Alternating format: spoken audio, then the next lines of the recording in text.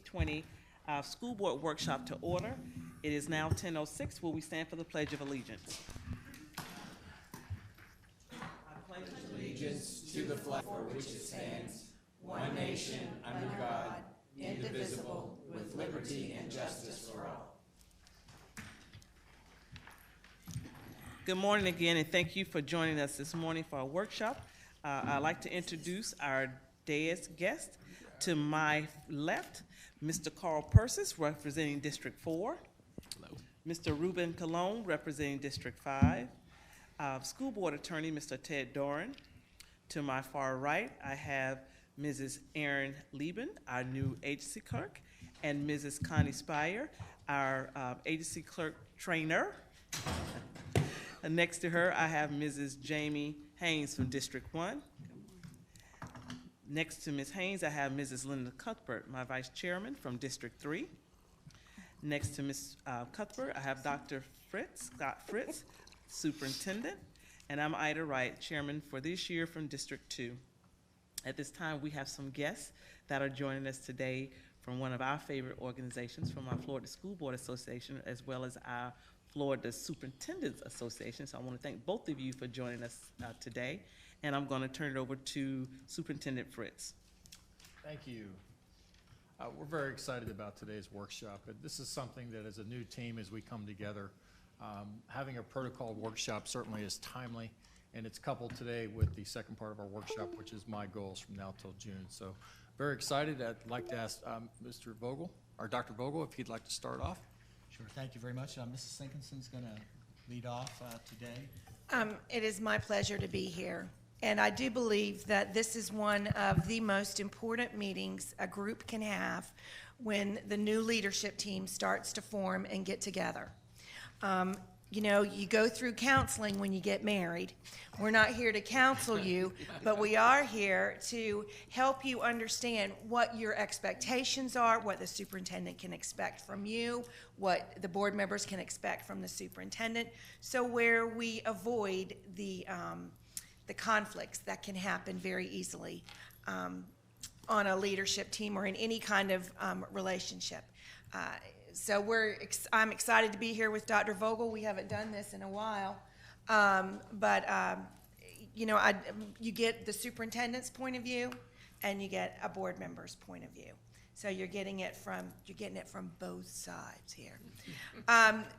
Bill has got some ground rules here, and you know, I think the best thing I can ask you to do today is to be present, be here.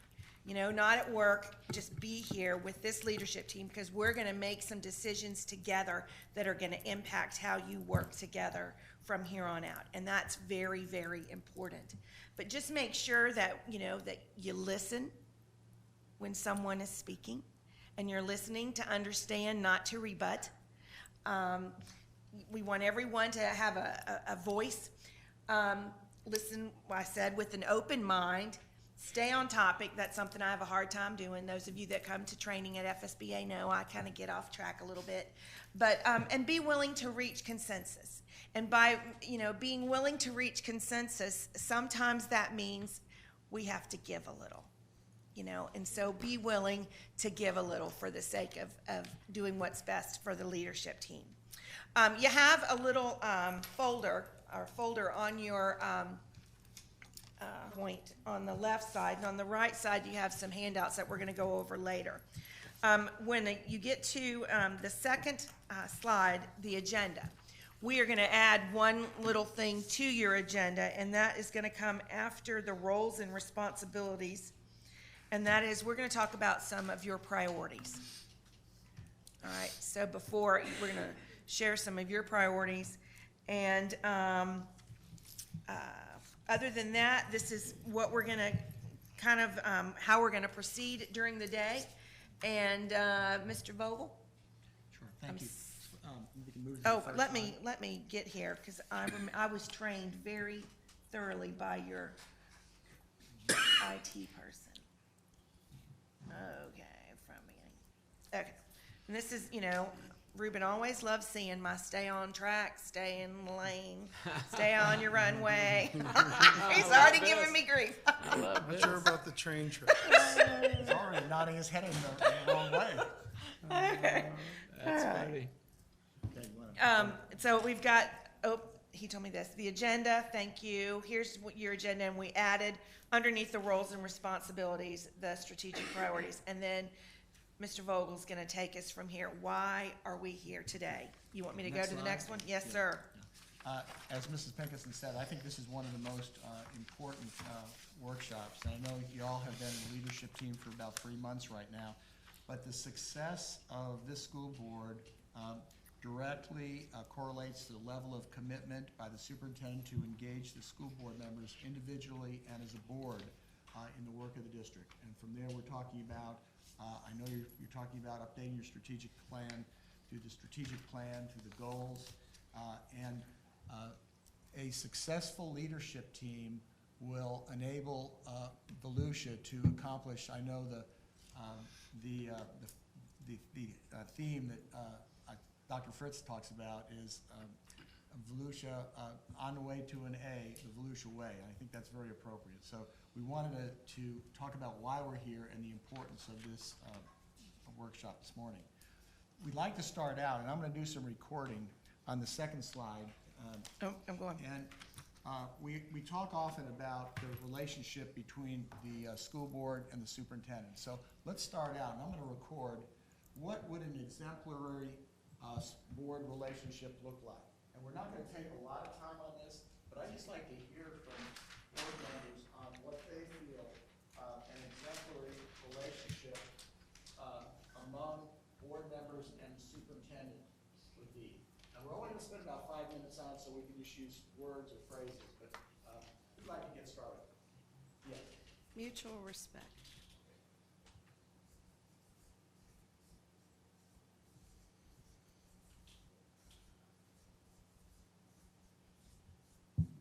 Your job is to make sure I don't have any misspellings. Ah, And also that I capture what That's you Linda. She looked at Linda. He looked at That's Linda. what I looked at Linda. You're okay so far. Okay, good. Okay, next, who's got another one? Civility, Civility, okay.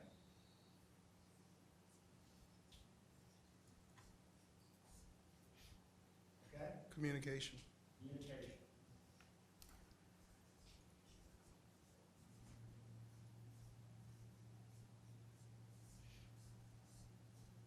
Okay, Feedback that takes action. feedback, That takes action.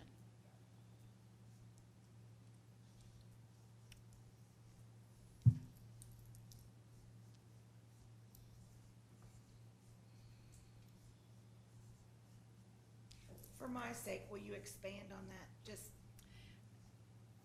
When a board member contacts the superintendent, okay.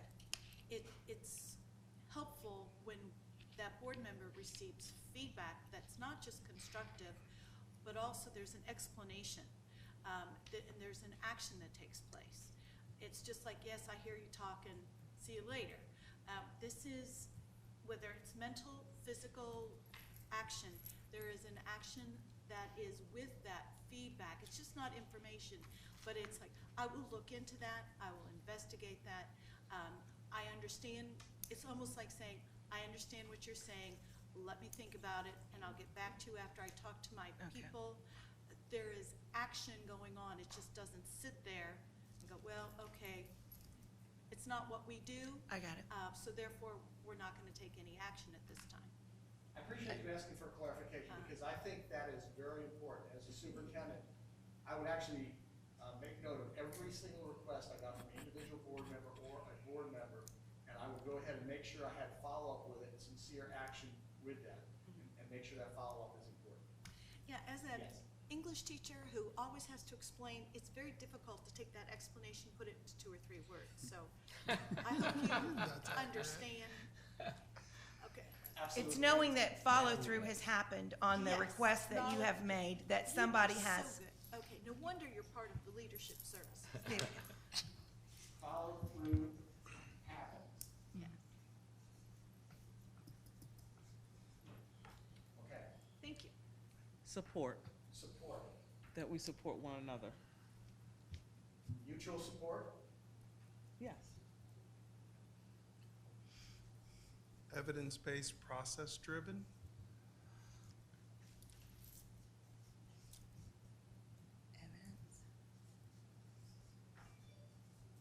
Evidence-based. Process-driven.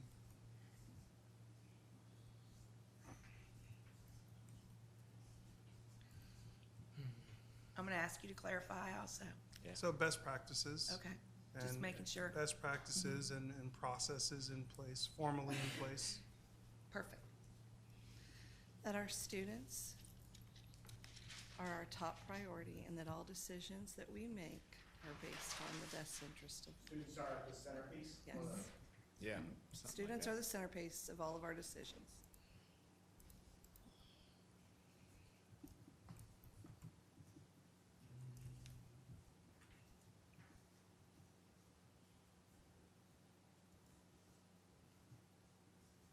Okay.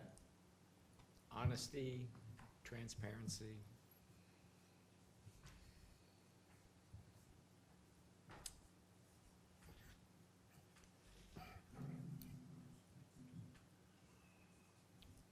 I can't say enough how important that this is.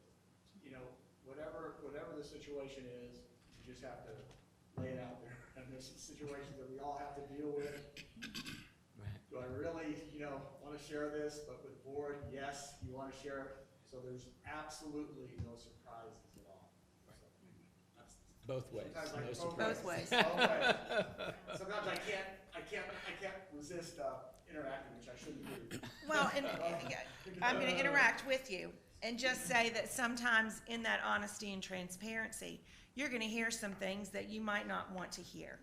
Yep. But, in the being honest and transparent means being honest at all costs, so. There needs to be a degree of empathy on both sides.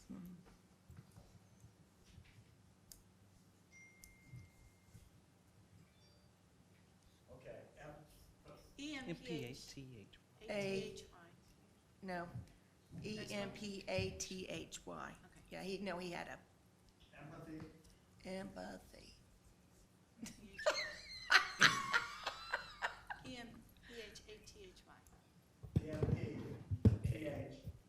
EMPHATHY. ATH. Closer, I'm sorry. A. It's nice that someone actually wants to hear what I have to say. No, you got another P. That P, Yeah, that good. second P needs to be a T. The second, yes. I'm sorry. That's okay.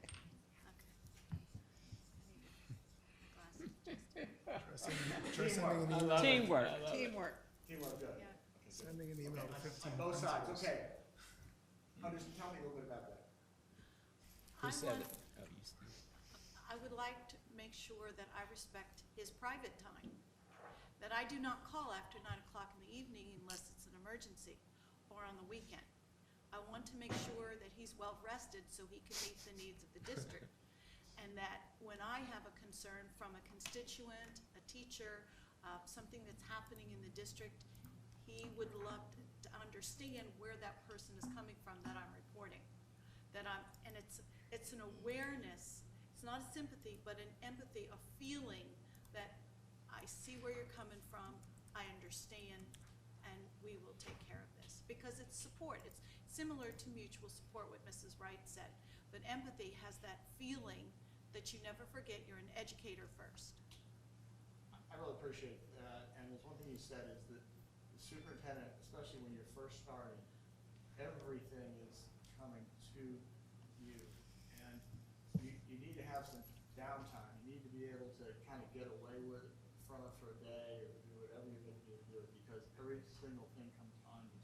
So I know especially there's a lot of challenges that y'all are working on right now, so I think it's very good. Okay, I want to spend a couple more minutes on this. Anyone else? I have one, but and more so than, I would say boundaries. What each of us need to do is set boundaries. The superintendent, my colleagues, they're just boundaries, and that in time, and so everybody knows I'm not a morning person. So if you call me before 7 a.m., I'm not answering. I don't care who you are. I don't care what happened. I'm not answering my phone. Just not doing it. You have to set some boundaries. They have to be very clear. So between 10 and 7, if you're not my husband or my children, I don't answer my phone, period. So I think if we all set those boundaries, we know what those boundaries are, then there's no need for empathy or apologizing, because pretty much there's nothing I can do before 7 a.m. anyways. You know, I think that's very good. As a superintendent, I always wanted to find the time to call big board members at the time that is most beneficial for a successful discussion. Exactly, exactly. That means you gotta be awake and the board member has to be awake. That's right. I tend to be a very early riser, but I go to bed really early. But anyways. Yeah. But that's good, and that's what boundaries means. That's good to define that. Okay. Anything else? You spend a lot of time on this, but that's kind of sets the stage.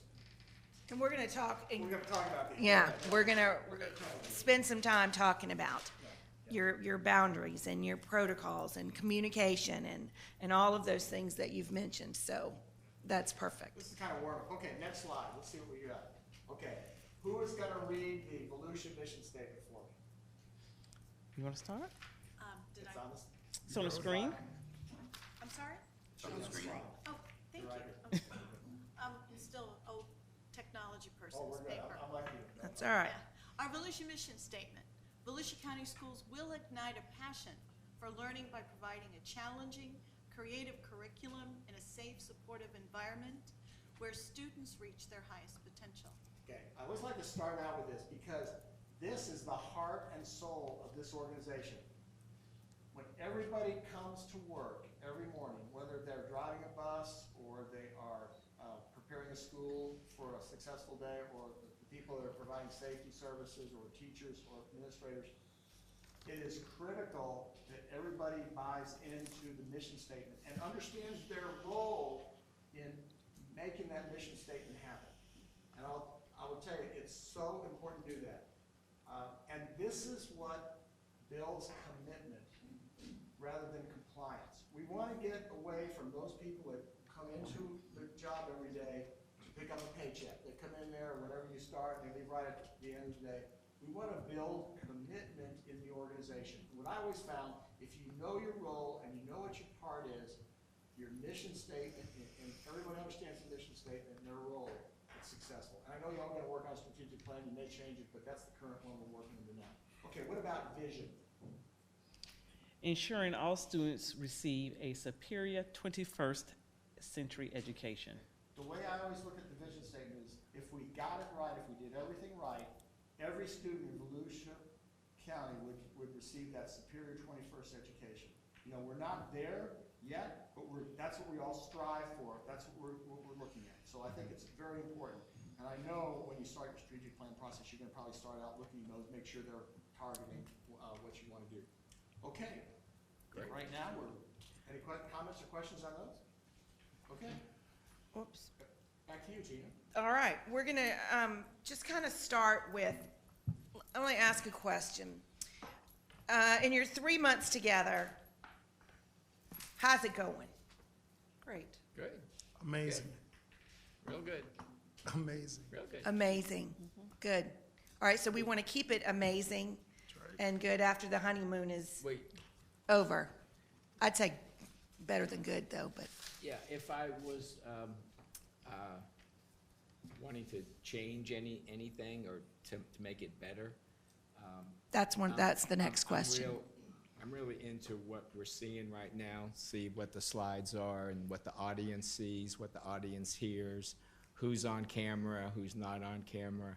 We have it, 2 years ago, we didn't have any cameras. Now we have some cameras so that the audience sees your face and not the back of your head when you're up here speaking. But we can do a lot better. I mean, it's kind of Mickey Mouse right now, but that's okay because it's better than nothing. And it's a lot better for people on the internet that they can see what's happening rather than just hear it. It makes it much more interesting. But I think I'm hoping, and I know this takes dollars like everything, but, and it takes people behind me being able to flip that camera so that the audience is always seeing the most interesting part of the meeting. Sometimes I feel like people are talking here, but the camera's on us. And it's like, and we're just sitting here with sometimes not the most attractive look on our faces. So it'd be way better, not you, of course, but it would be better. You know, I'm just all about meetings being entertaining, interesting, informative, rather than just just a government meeting. That was a challenge when I was doing my homework on Volusia. Exactly what you're describing. I would hear people talking, and I would see the Word document just being presented with the board docs. So I understand where you're coming from for that. Yeah. And there are some cities that do this like a bang-up job with that, and there are other cities that it's horrible. It's just absolutely horrible. So we're in between. Yeah, so we're in between. Yeah. Actually, they're not even on today. So right now, anyone that's at home, this is all they're seeing. They're not even seeing them speaking. Yeah. And I don't, and I'm not blaming anybody. No, You want to no, understand I that got it. because they did a great job Right. getting this up with a very, minimal cost. I mean, $200. a camera there, a camera here, and, But, but there's just some little things like. No, I think like that's a that. good problem with our new CIO that I can address Oh, with yeah. the CIO and with Kelly. And I don't know how Osceola did it or Orange County. It was pretty much a visual all the time. And so we certainly have examples to look at, but we could certainly move in that direction. Yeah, it just gives a more professional look, Is this video streamed today? Yep, I don't Right know. now, yes. I think you can go on YouTube. yes.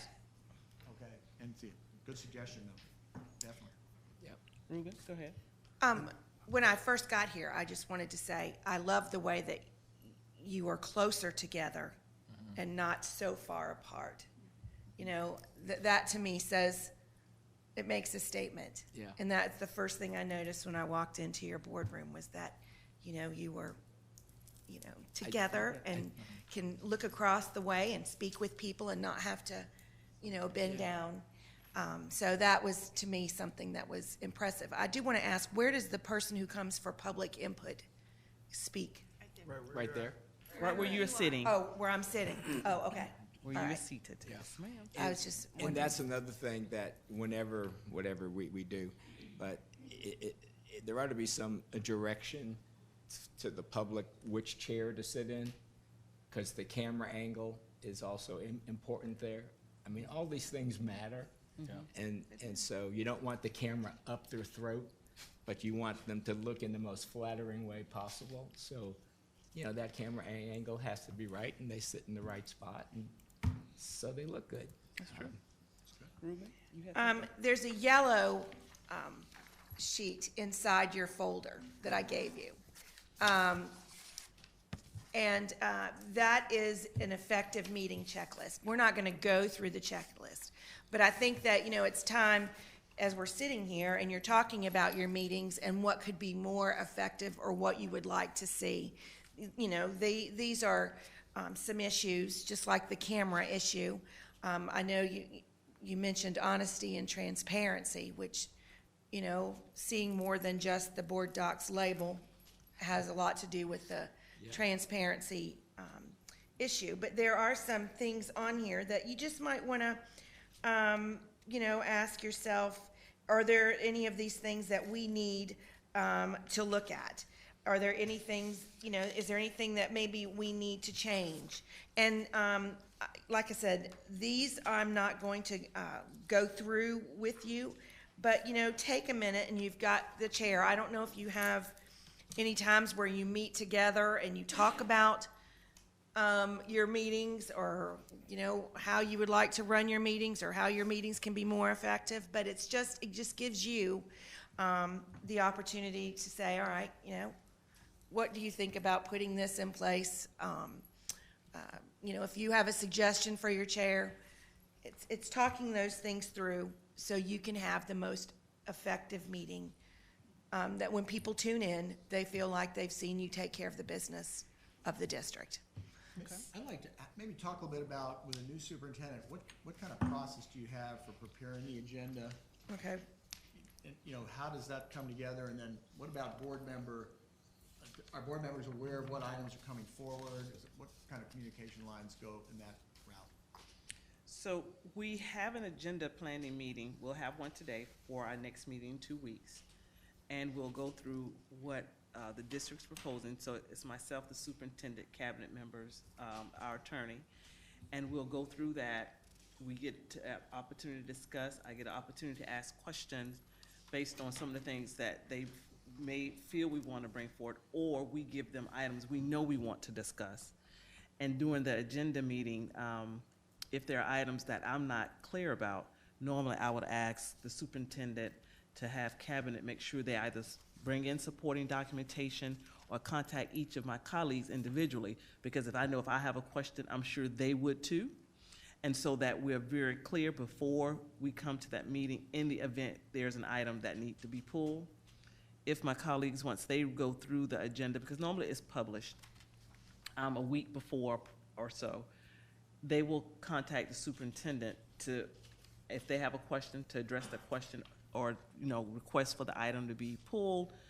But we actually give some items we would like to have discussed at our agenda or during our for the agenda meeting, or we'll workshop it first and then bring it to the board, especially if it needs some action items taken. Okay, so the superintendent sets the agenda, but you are a part of that process? Yes. All right, very good. How do individual board members get something on the agenda, if there's something that they want on the agenda? Mm-hmm. I suggested a board meeting or two ago that we talk to our vendor, who is ABM, our custodial service, that I had some concerns, and I brought it up during board comment at the end of the meeting. Board members, they were nodding their heads, and it is on our agenda today. So the superintendent took that information down. We have it on our agenda for this afternoon. Okay, and he could see that more than one board member was interested in that information? Okay, very good, And yes. so, stay in your lane, board member training, new board member training, you know, one of the things you all discussed were some of the districts that, you know, you're the new guy, you can forget about getting anything on the agenda for the first 2 years and maybe the last 2 years. And so fortunately, that's not the Good. synergy of our board. Very good. If I wanted something, I could reach out to the chair or the superintendent. And so to this day, I have never felt the no or the not now. I've gotten that, and that's okay, you know, and so we're able, but we're not a board like that in that, you know, there's, no, I think we communicate really, really well. And I think one. You need to be commended on that also. Yes. Because that is not the way it is in every single district. So, and I really appreciate you bringing that up. And Go it's, ahead. I don't think it's that way in the majority of the districts, to be perfectly honest with you. And so that's really good to hear. And you should count your blessings that you are sitting on a board that is interested in your ideas and listening and, you know, count your blessings. And I think one reason that we have worked well, regardless to the chair, because our chairmanship rotates, but it's not my agenda, it's our agenda. And so when you take that approach that is really our agenda, they should always have an opportunity to email me or the superintendent and say, I really would love to discuss this, or like Linda said, Ms. Cuthbert, at the end of our meeting, if it's something we really think that we need to discuss, we'll bring it forth, and we'll go ahead and place that on the agenda or for a workshop. All right, very good. Whose responsibility is it, if on items on the agenda? Is it the board responsibility, if they have a question, to contact the superintendent, or is it the superintendent's responsibility to contact the board? Well, normally, if we have a question, normally if I have a question during the agenda meeting, I will ask Superintendent Fritz to go ahead and address it and to reach out to them. Okay. But if I don't have a question, and sometimes it just depends on our strength and what things we know, somebody else may call and ask a question, and so I normally direct them to the superintendent so they can get the answer. But what we have been able to do lately, they will respond to all of us, because somebody else may have the same question, so they propose, a board member proposed this question, here's the supporting documentation, or here's the answer, so that, you know. Everybody has the. Right, Which is very important, that everybody has the same information. We see that as one of the biggest problems around, is one board member feels as though they have more information, or that another board member has more information than they did, and they got to hear something. So that's a very good, protocol to put in place. Yeah, I think, just to clarify, so if one of us asks the superintendent a question, or sometimes even your senior staff, through an email, okay, then that person usually would respond to all of us, so that we all of us learned what the question was and what the answer was. But I think we need to clarify today, if you still want us to contact people like Deb Muller or Greg Aiken or your deputy super, I think my ask would be absolutely my cabinet is available to any board members, because they help me. Obviously, with 7,500 employees, it's a 24/7 job, and my time is pretty valuable. And so I trust them. That's why they're on cabinet. I certainly am happy for you to go talk with them anytime. One of the things that I do, when I communicate to you, if I share with one, I generally share with all. Even if it's a single communication to you and you're the only person on that email, I try to copy it, paste that to make sure that everybody's in the know. And do you want, just lost my train of thought. So do you want us to, when we contact Yes, CC's good. when we CC you on everything, we ask of someone else? I will, but again, I think that I'm going to go back to that trust and transparency. I don't want it to be that you can't have a conversation with Mark West or Carmen. I want you to be able to do that. I want you to be able to talk to Greg. When you CC me on me, if I feel like you guys are working it out, I don't want to stop the process by interjecting. If there's a problem, you're having a problem, or they're having a problem, then certainly I'll get right in the middle. But I don't have a problem you talking to my cabinet. I know some superintendents don't like that, but I'm okay. I just want to be in the loop. Yeah, because that's definitely been different with other superintendents. I'm basing this on my experience as a principal in this county. So let's keep going on this same topic, because it gets This is a part of trickier. what we're talking Oh, about really today, good. so Okay. you're So just what leading about us. school board members contacting people that are not your cabinet people? Do you want us to do that? So- Like principals, assistant principals, teachers? I would mean, the prefer whole that gamut. my preference is I would prefer we stay at cabinet, because then we get blindsided by things later. And not everybody I can make sure my cabinet knows the protocol. I don't know that I can make sure lower folks know that protocol. Right. So that we're kept in the know. That would be my preference, but I'll share with you. I believe that our success is that transparency. So that's why I don't have a problem you reaching out to those people. I think that that's really valuable. I think we can do more with my cabinet, you and I, Yeah. and just you and I alone. Yeah, well, like typically, like for instance, we all get emails from parents Yeah. or teachers even, let's say. But let's stay with parents for just a second. So-and-so happened at my school, da-da-da, I'm not happy, blah, blah, okay. So normally, I would just say, thank you for your email. I forwarded it to Area Superintendent Susan Freeman. And then, of course, I'm copying Susan Freeman with my response, and then she takes care of it.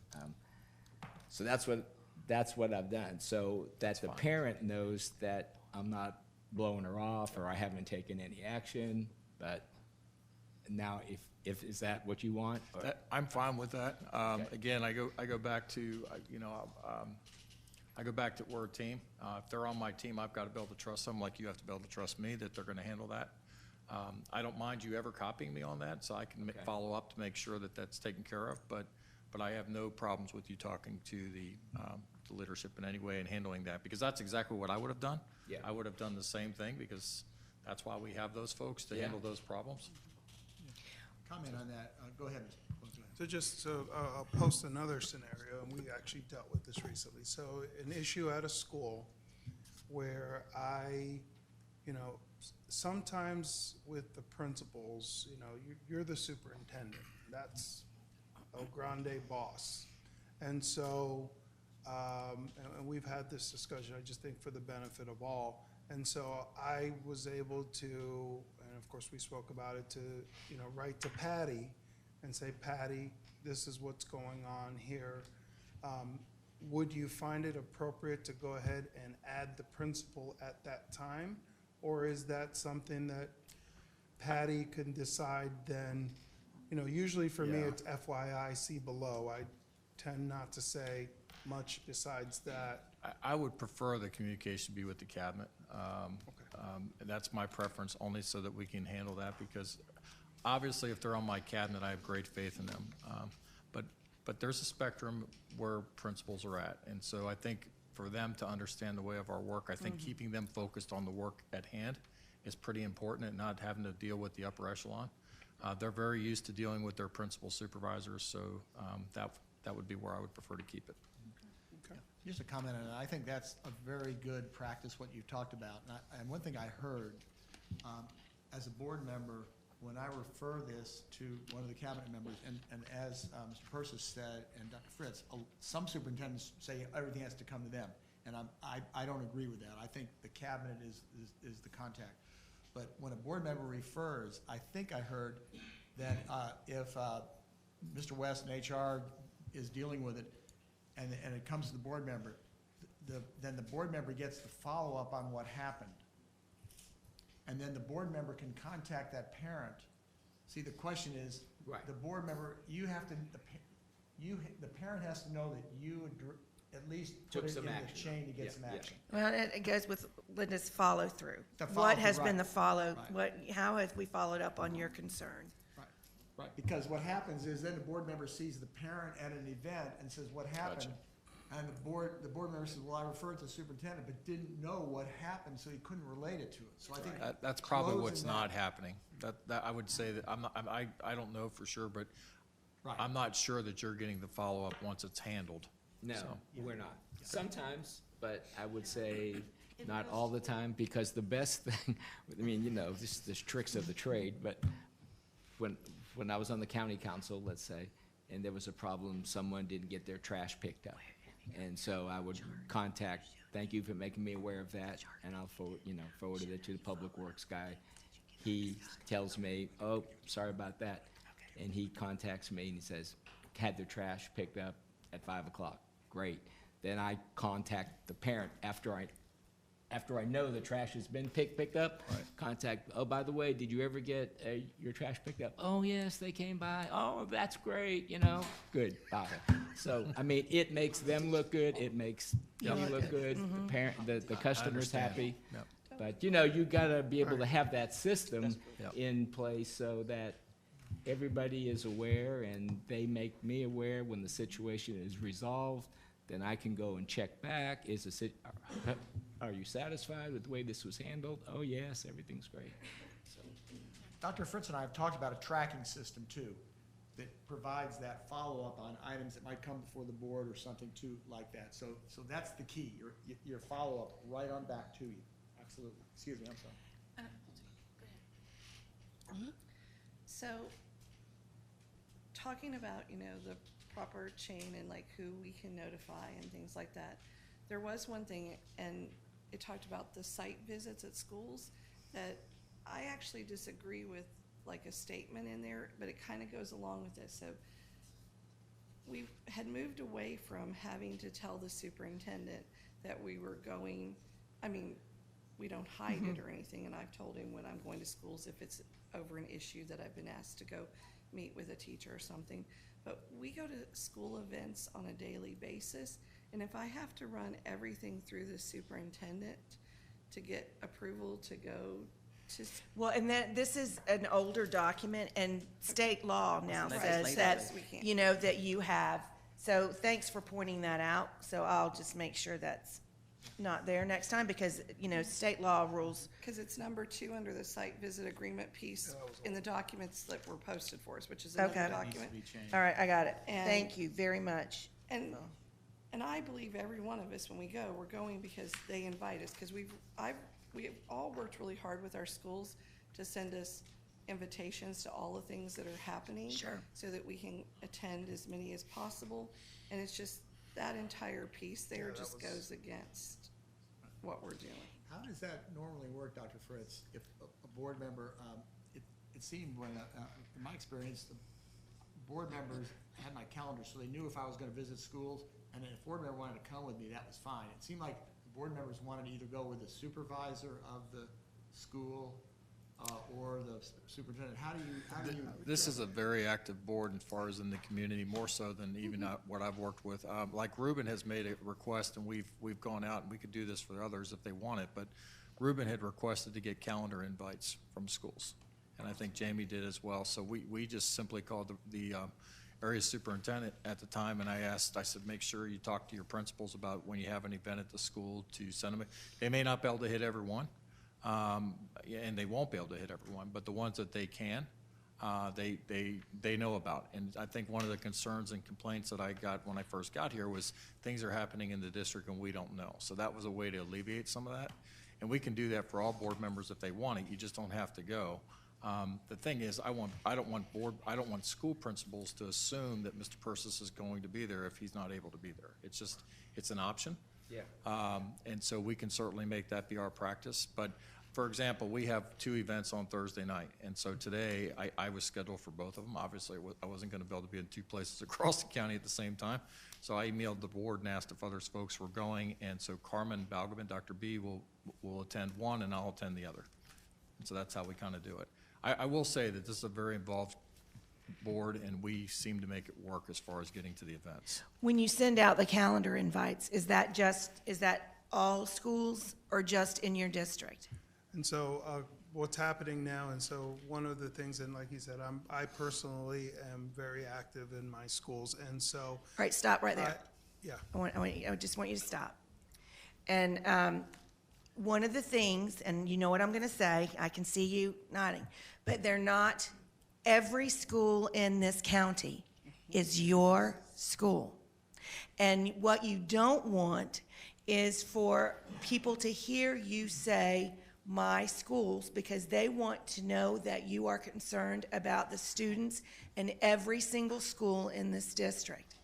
And that's why in state statute it says specifically that you represent the whole county and every student in this county. And the only reason I say that is because you want to make sure that you're seeing things that are happening in other districts and are attending events in districts other than your own because you are concerned about the welfare of the whole district.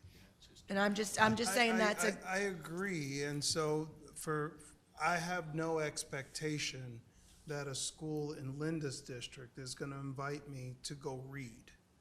However, when I see that one of my schools has a parent science night, and I learn about it on Twitter the next day, when I was right up the street and would have been more than happy to be there. And so, fortunately, one of the most important things, and it's in one of the documents, is everybody's different.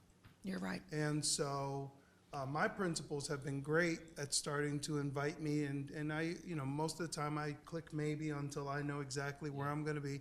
Last Friday, I could have been at 54 father-daughter dances. I can only be at one. And so, again, so I think, at least for me, it's not that I wouldn't attend. I mean, I absolutely would, but I don't have that expectation. It's the same way if I get invited to Blue Lake, I always tell them, make sure you invite Jamie too. Well, and the thought would be is that when you go to a school in somebody else's district, you may see something that you are very excited about, or something that's really a great program or whatever, and you just want to make sure those parents know that you care about their kids, and you know, you're a large district, it's hard to do. But, you know, I think the one thing you want to say is our district, our students, our principals, our staff, because they are all belonging to all of you as a group. And I see that so important because, as being very, very important, because you are a leadership team. And if one team member is more concerned here and is spending too much time here, we need to all be working together. And, you know, are you elected single-member districts?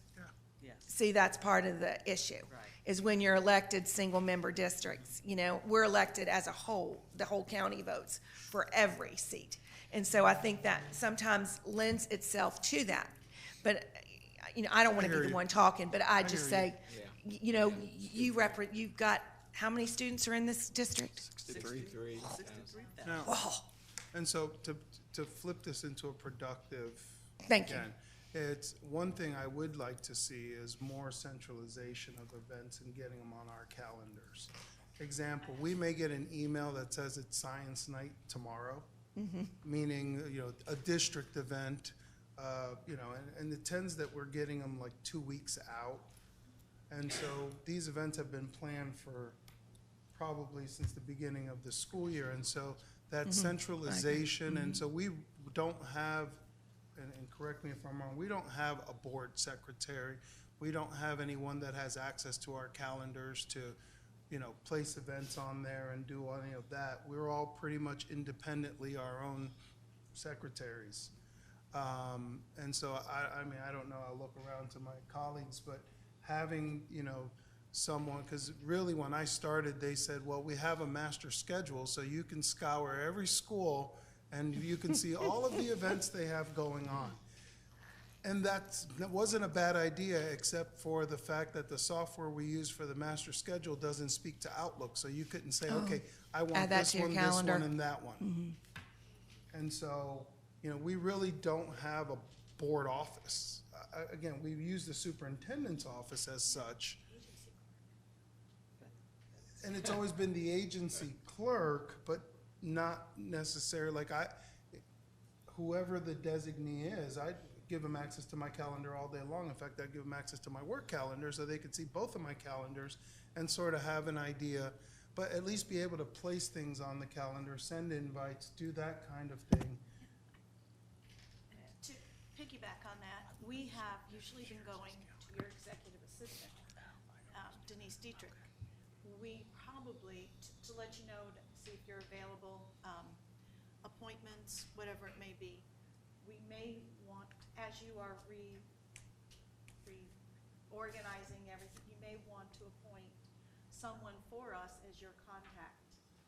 Well, and if a parent needs to, if they call a number and they can call and actually get someone, because sometimes they'll call on my cell phone and I'll hear it, you know, 2 days later because I don't carry 2 phones.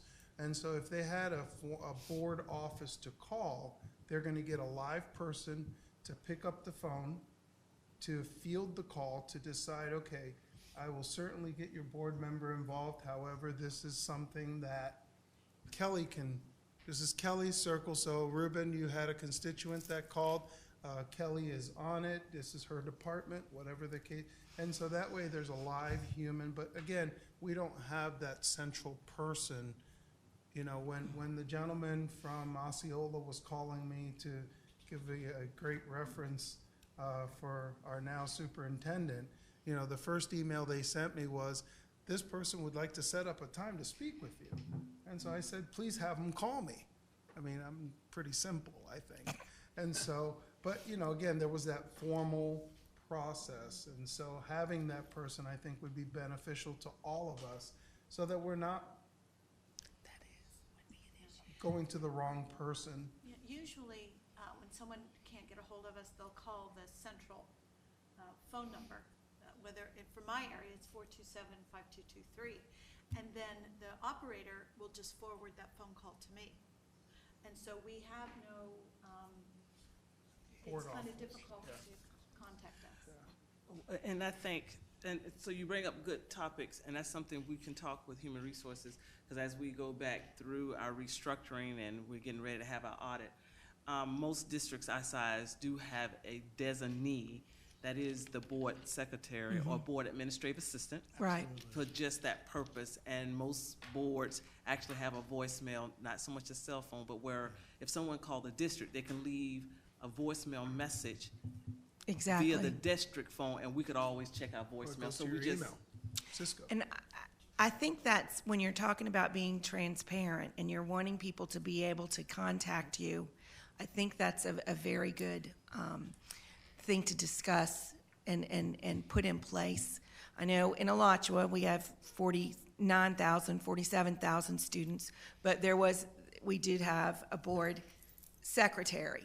Now, she also served as the superintendent's secretary, but we did have a board secretary who would take messages and, forward calls to where they needed to be. So I think somewhere along the line in your discussions, That needs to happen. yeah. excuse me for just a Oh, minute. here Go comes ahead, Connie. Connie. Hi, Connie Spire. Before, 2007 and 8, when everything bottom dropped out, we used to have an assistant that did that. Oh. There were 2 people in that office. Oh, okay. And one was like to work for you guys, and the other was to do board meetings. But we used to have 2 people. Okay, so that's something, we can talk about. Yes, go ahead. So I want to reiterate, the Outlook piece, because and I'm invited to things across the district at, schools. And what I tell schools, whether a teacher reaches out, which lots of times it's teachers, because I'm asked to come judge spelling bees, social studies fairs, science fairs, read to classes. Now we're being asked to serve breakfast again this year, which, I'm happy to do. But the one thing I say to them all the time is, could you please send an Outlook invitation? And let's just talk about breakfast that's coming up. And I know we're going to select single schools or whatever, or let's just do this, like the guidance thing. If they send a single Outlook to anything that's going on and they put all of us on it, I will tell you, it makes it easier for me to decide if there's 3 events. If I look and I see, well, Ida's already going to this, and Carl's already accepted that, and Ruben's here, then sometimes it makes it easier for me to choose the one that no one has selected yet, or to divvy up that we can cover all of them. And I do appreciate that, and I'm happy to go anywhere.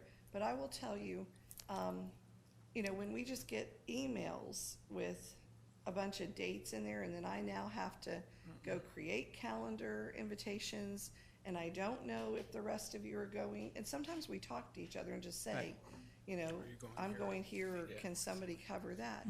We work really well together with that, because we really want to be out there and be at all the events. Sometimes it's just not possible because there's too many of them. But I'm telling you, I live by my calendar. I will say about the cell phone, I turn the cell phone off and or sometimes leave it in the vehicle when I'm going into schools, because I apologize, but that's not what I'm worried about. I'm there to be focused on kids or the parents or the activity taking place there.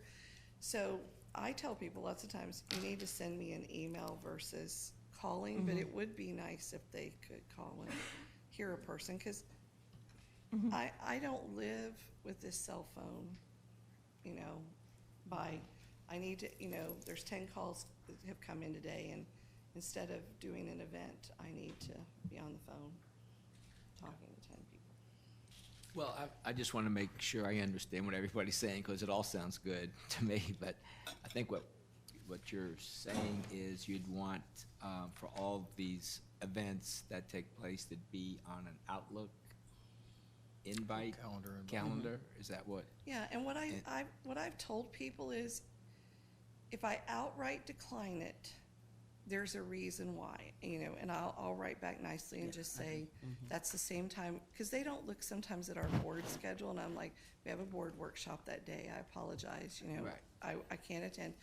And then what I also tell them is, if I mark tentative, I will follow up and let you know for sure, but sometimes I'm marking tentative to be equitable when one school's asked me to do 12 things that I've already gone to this year, and this Sure. school has only seen me once, and, I will go to the one that has only seen me once. It's like, on that first day of Literacy Week, I had 8 schools that wanted me to come read at them, and Yeah, so you're not just talking about district events, Well, you're talking it would about all the start- school events too. it would start if all district events went to all of us, and we all weren't each creating our own outlook, because then if something changes with it, like if it was funneled through one person, if they change the time or they change the location, we all get that. And then as far as school ones, I've just said to schools, please send me a calendar invitation, please. And to interrupt, to Yeah, defend her, she has twice as many schools as I do in my district. So her time is. But I came to Edgewater and read the other day with Lynn. Hey, good.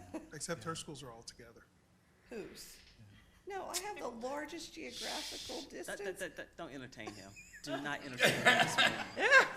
Don't give him the satisfaction. So, I just want to make sure that we are, we remember what we've decided. And that was that when you contact someone, you're contacting his cabinet, the superintendent or his cabinet members. Yes. And one thing I wrote down here was, I do suggest that you CC him, the superintendent, simply because if he sees that, sometimes things become a pattern. And if he sees it, happening more than once or twice or 3 times, then he knows that a pattern is happening. And he can only see that if he's aware of the issues that you're contacting his cabinet about. While they may get back with him on things, it's just good for him to be able to see, all right, this is happening in this area repeatedly, and it might need my attention. Especially when you have a new superintendent in too, because he's not familiar with all of the schools. That's excellent. What's your feeling, I'm sorry. Oh, sure. I should be going to you to. No, ask. no, Well, go I ahead. don't know who to look at first. What's Okay. your opinion on the union keeping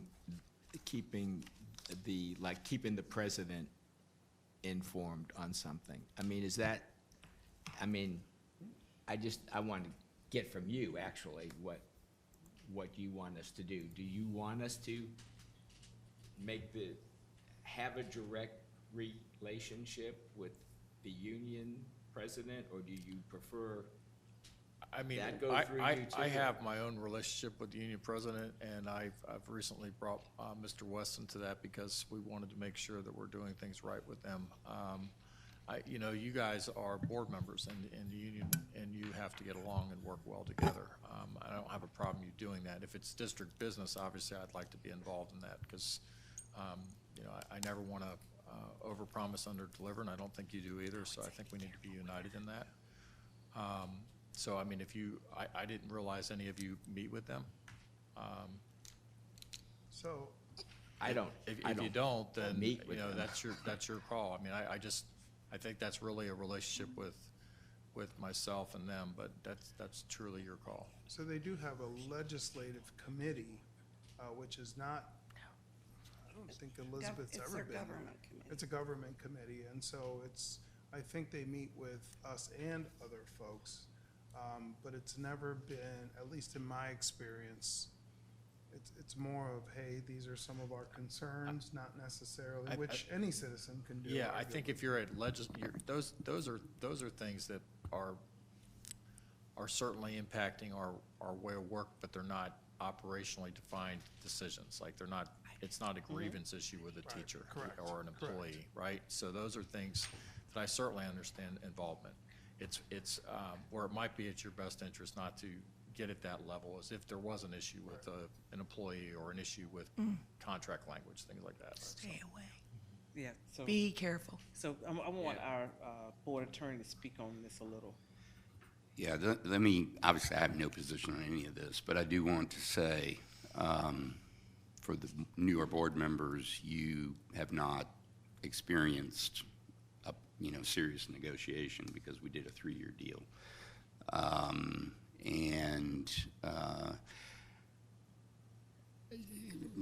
Dr. Fritz is not familiar with, some of the issues that arose during the times when we did these 3-year deals, or did the 3-year deal, and so it's something probably maybe I should bring him up to speed on before we make any final decisions on any of this. But I do want to point out that it is very problematic when board members directly interact with the president of the union at a time when we're in negotiations, and because we have a history of union representatives trying to undermine the team of the superintendent through board members, directly negotiating with board members, and it's not only frustrating for the superintendent's team, it's also, arguably counterproductive, trying to be nice about it.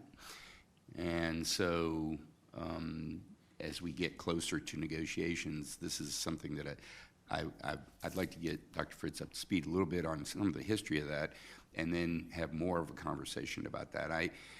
You all are free to speak to these people, obviously. There's absolutely nothing that prohibits that, but the level at which some board members entertained conversations with those people on this specific topic, negotiations, at a time when we are negotiating, is concerning. And it impacts the trust of your, it can be a trust issue with your board.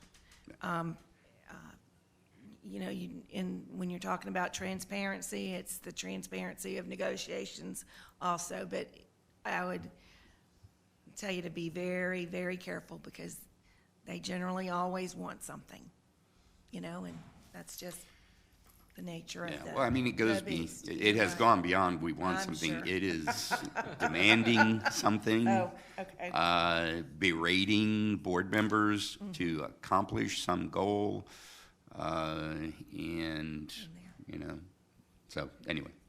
Been there. Go ahead, I'm sorry. I'm sorry, Linda, sorry. because she had her hand up. I just have 2 issues.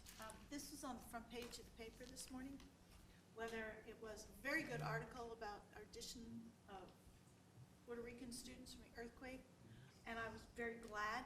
I didn't know anything about I it. didn't even see it. So I learned about this morning. But a couple board members knew all about it, but I didn't. And I would just like to have known. I was a little surprised. It was an excellent article. I'm so great. happy about everything. But I went, oh, I didn't know that. So, and I don't know how I would have known, but I do find out a few things from the News Journal. Welcome to my So, world. what's going on in district? I just wanted to. And so what's interesting about that article, that was a little different, because that wasn't even Cassidy's baby. That was actually a social reporter. I guess I can't call her a social reporter, but it was more along those lines. And so I think, to your point, and this is what I've been preaching all along, and it's a lot of times, and so having that centralization of communication would have let you know that, hey, this story's going out tomorrow, but we really don't have that one person who could have known and would have had the empowerment from the superintendent to say, hey, by the way, this story's coming out the same way.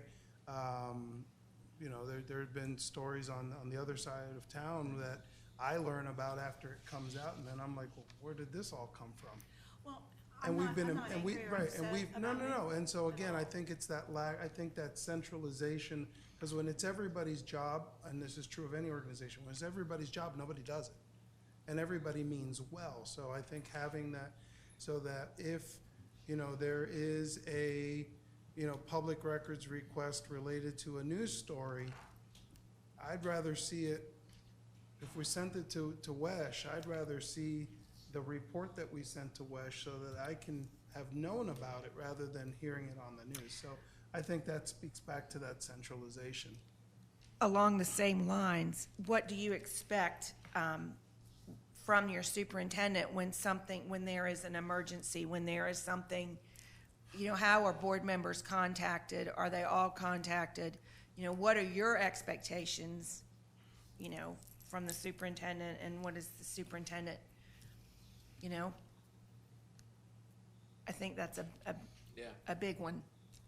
And so I am very proud to say that this week I was reached out by another board member from another district who said, hey, how's the communication on your board? How do you find out about things? And I said, I find out about it almost as fast as it's happening.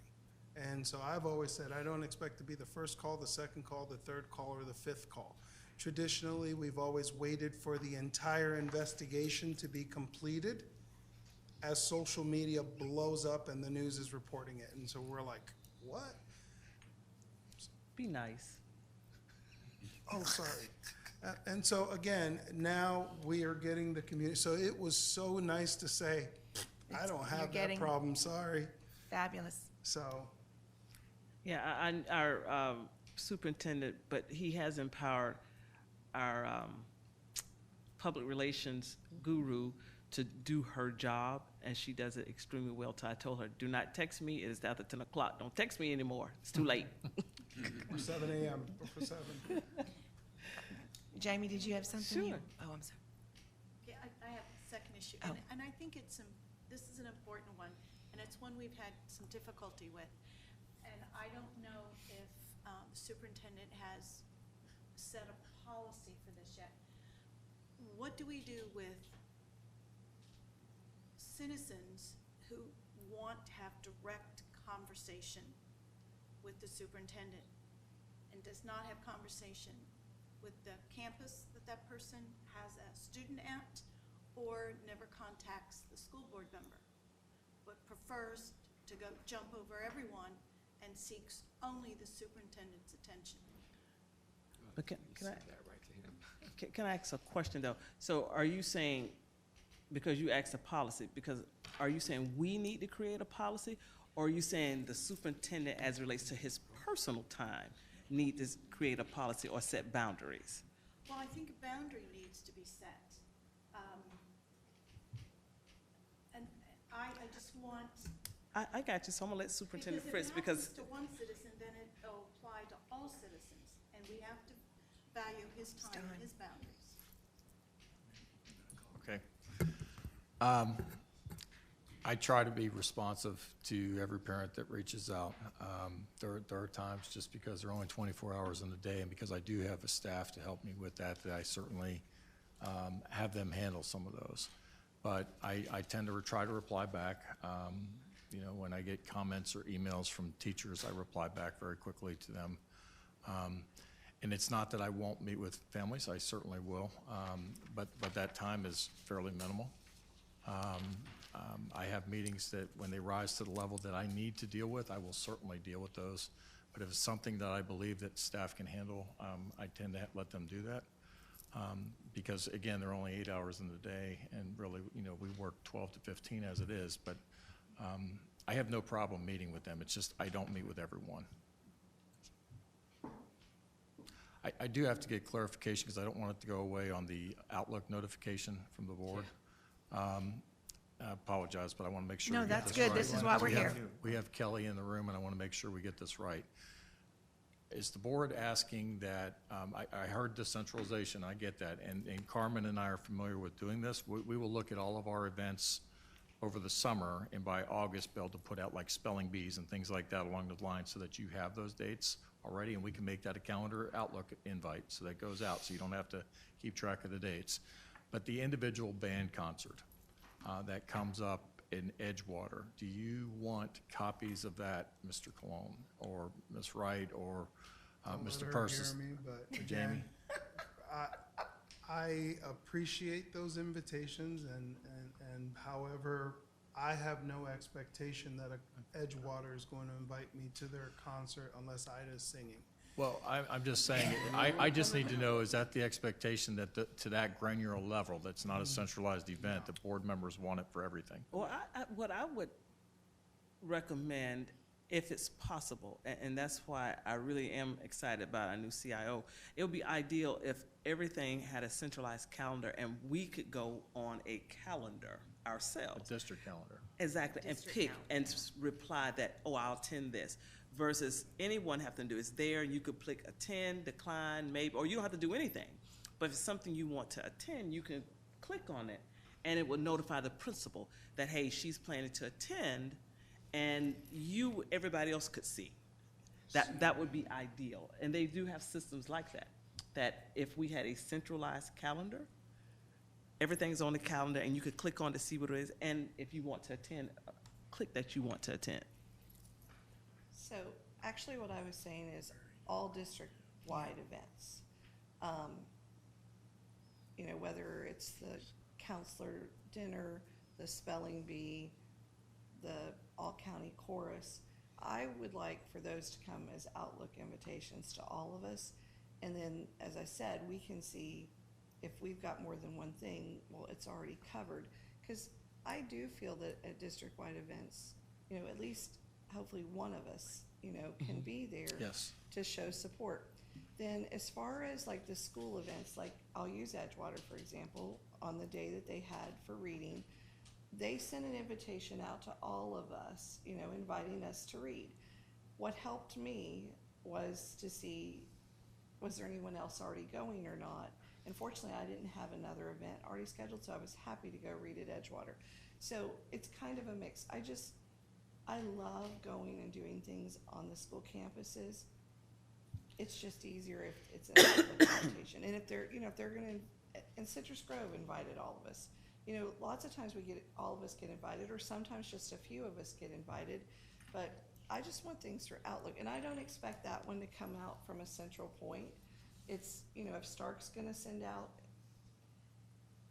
nothing against an email, but just send it to me in a calendar Outlook invitation. No, You can put the same understand. body in, you know, of what It's you just- wrote in the email. I want to give, and well, I certainly work for you all, and I want to do what the five of you ask. I have to be sensitive of my principals and give them clear direction on what to do. So it's either we're going to send outlooks to everybody, Yeah. Yeah. or we don't, because I can't tell one principal just to only do 3 board members. It either has to, in my opinion, has to go to all or not at all. Yeah, I'm fine with that. I would, personally, I just want to know about the district-wide stuff. Okay. And know that somebody's going. Normally with 5 of us, there's always somebody there, but sometimes 2 or sometimes 3. And as far as the schools that are within the district that I represent, you like that language, Tina? I do, that was Okay. very good. I just want to make sure that you're engaged with me here. I just, you know, there are so many things happening at a school on every given day. You do not want to get a calendar invite for every event that's happening at every school, every day. That's all your email you'll have just, you won't, that's all you'll have. Now, if you want it, I shouldn't say you don't want it, but if you want it, you know, great. But that's going to be a lot of work for principals and people at the schools. It's just another thing that they have to do. I have the relationship with the schools in my district. I just say, if you want me there, let me know. I don't need to know about every event. Which is fine. You Please know, don't think that that's but, not, you know, because not I fine. mean, I just know It's the district-wide events you want to make sure. district-wide events, yeah. Somebody you know. that are covered. Bill? Kelly's in her familiar spot. She was always right there with us. We just had a problem doing this. We just had a flashback here. So she's back and she's got it solved. All right, here we go. Perfect. Okay, here we go. Right, and Okay. you may be aware of the Kelly Schultz, Director of Community Information. On our website, which is still fairly new, we have an EMS calendar. Right now, it's at the bottom of the page. We're working on tweaking this to make it a little more accessible. So you can open up the calendar, and every major district event is right there on the front page. That's something that we update, and Connie helps us, or helped us, and now it's Erin, with information that we want to put on there. Now, if you go down to locations, you can click on any one of our schools and click on their page. Right now, the issue is this is not, all the schools have not been updating this because we're still in the process of training them how to use this. It's new for our district in the last few months. So that's where we're at with that. So it's an issue of ensuring that they're updating these calendars that you can go to. So now my question, Kelly, and that, this is what I was, so we have access, say we go here, but it should be a link that if I want to attend, I should be able to say attend, accept, or whatever, and it will populate automatically to my Outlook. Doesn't speak I to see what you're Outlook. saying. That would be a question Well, for the web guys. I'm just Yep. saying, that would be ideal. That would be ideal. Yeah. So, I mean, again, I think we're all individuals, and so where Carl doesn't want to know, Ruben does. And so, again, we're all individuals. And so my school, I'm very happy with, again, my schools right now, because the principals have it on their calendar, so it's really just to forward the invite. Yep. And so the principal secretaries have been doing great at that, and so I for my district, and that was the communication that came out through Patty, I'm good.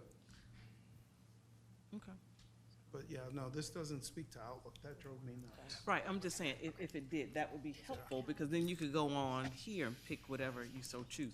But I think the consensus is, Dr. Fritz, that for all district-wide events, if they would send the board The Outlook. the calendar invite, and then from there, we could go and look at our individual schools or And if we the could individual find- districts, Right. because I'm invited all over the district, and most of us get invitations from everywhere.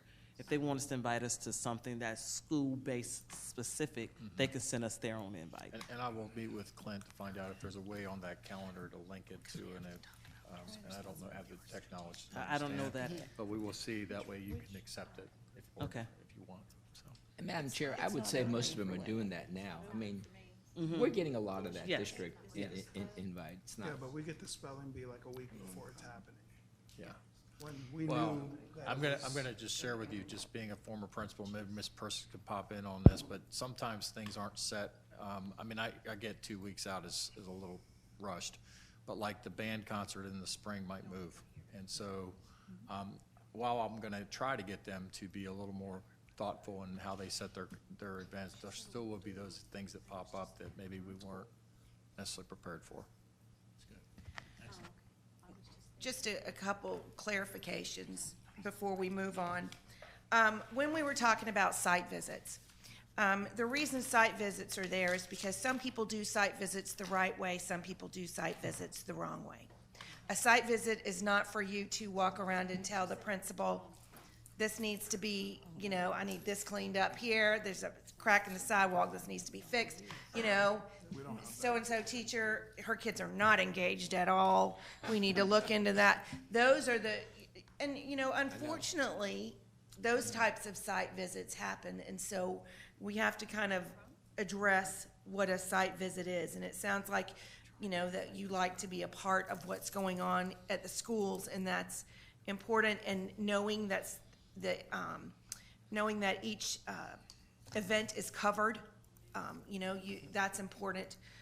We've heard that, but on the last thing I want to talk about with your meetings is that I just want to emphasize is that when the board makes a decision, it's the decision of the board. That's right. And whether or not you like the decision of the board, it's your decision because you're 1/5 of that board. And so just remember, it does nobody in this district any good to undermine a position that the board has taken if you do not like it. And I think that's something that I know that your superintendent can expect from each of you. We do have a couple of slides about roles and responsibilities. And I think it's just important that the superintendent hears what you hear all the time from FSBA. And that is that, the school board governs through their governing body, and he is your CEO, and he is going to implement all of the decisions that this board makes. And we are here to govern. It's you know, you hear me say this all the time, and I want the superintendents, I tell Bill Mumford all the time, I should be your very best friend, because I'm always saying, you know, the school board governs, we need to let your superintendent manage. And the worst thing that you can do to a new superintendent is to undermine his authority and credibility within this school system by micromanaging, you know, and we just need to, you know, you are going to guide and direct, your superintendent is going to operate and manage. You're going to decide what, he's going to decide how that works. This list is there for you just to go over, but I'm going to say, and you hear it enough from FSBA to know what it is, but you're going to say, I'm going to say it again, as I always do, stay on your track. Because if you get on the wrong track and you get on his track, bam, it's gonna, it just doesn't work. And you all have, by a 5-0 vote, you all have chosen this wonderful fella. Is that correct? It was 5-0? Good, because I was about to eat. But you have chosen this fella to be your superintendent. And what you need to do now is be the board and let him be the superintendent and lead. And with that, you're going to come up with some priorities. That's correct. That's you. I'd like to talk a little bit about one area that I found when I first became a superintendent. Board members have the experience in the district, in the community, and they have a good feeling for the abilities of a variety of people. But the superintendent has to make that ultimate decision. And the timing for bringing Dr. Fritz aboard is perfect, because he's got several months before he has to make decisions in terms of who he brings back or where he moves people. So the input is fine, but he's gonna have to make that decision. And there may be people that were maybe not high performers in the past that maybe now are high performers that he's observing, but we don't all know that, because some people might not have been high performers because of circumstances beyond their control. So what I always told the board members that I worked with was saying, thank you for that input, but I have to make those decisions with the team that I feel can lead this district forward. Yeah. So I'll just add that. Yeah, that's a good point. So, okay, priorities. That's our next one. And I talked to Mr. Doran about it. I know some of you have submitted priorities, but let's just take a few minutes and talk about what the priorities are for the new superintendent, for Dr. Fritz coming aboard. Over the next several months here, what are the priorities that the board has set forth? And I know there's a list here, but Strategic plan, I guess, was one we've all talked about, and probably to have something in place before the start of the next school year. I don't know, I can't have it. I don't have a date certain, but sometime.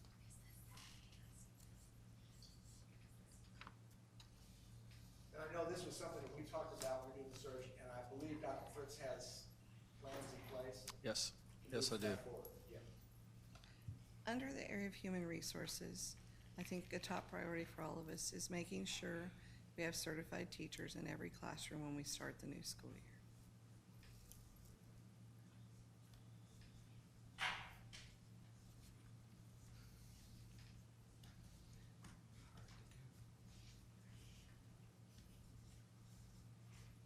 And I believe last year, we started with 100 vacancies. 150. Yeah. 149. How many? 150. This time last year, we had 150 vacancies still. So we had classrooms without certified teachers.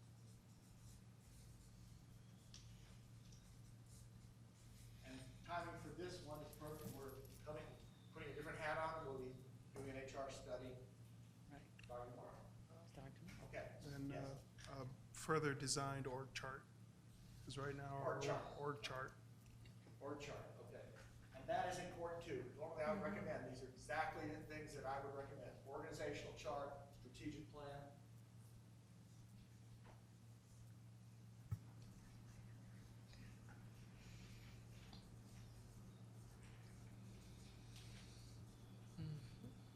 Okay. What other priorities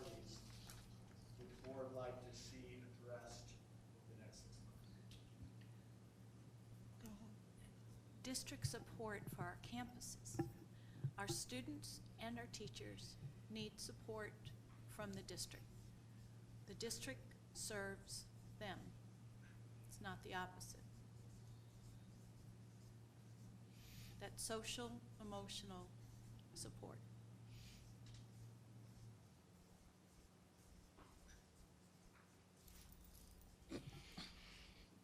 Mhm.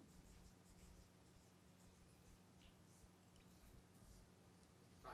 The schools are, principals and schools are our primary customers, Yes. Mr. Okay. Financial transparency.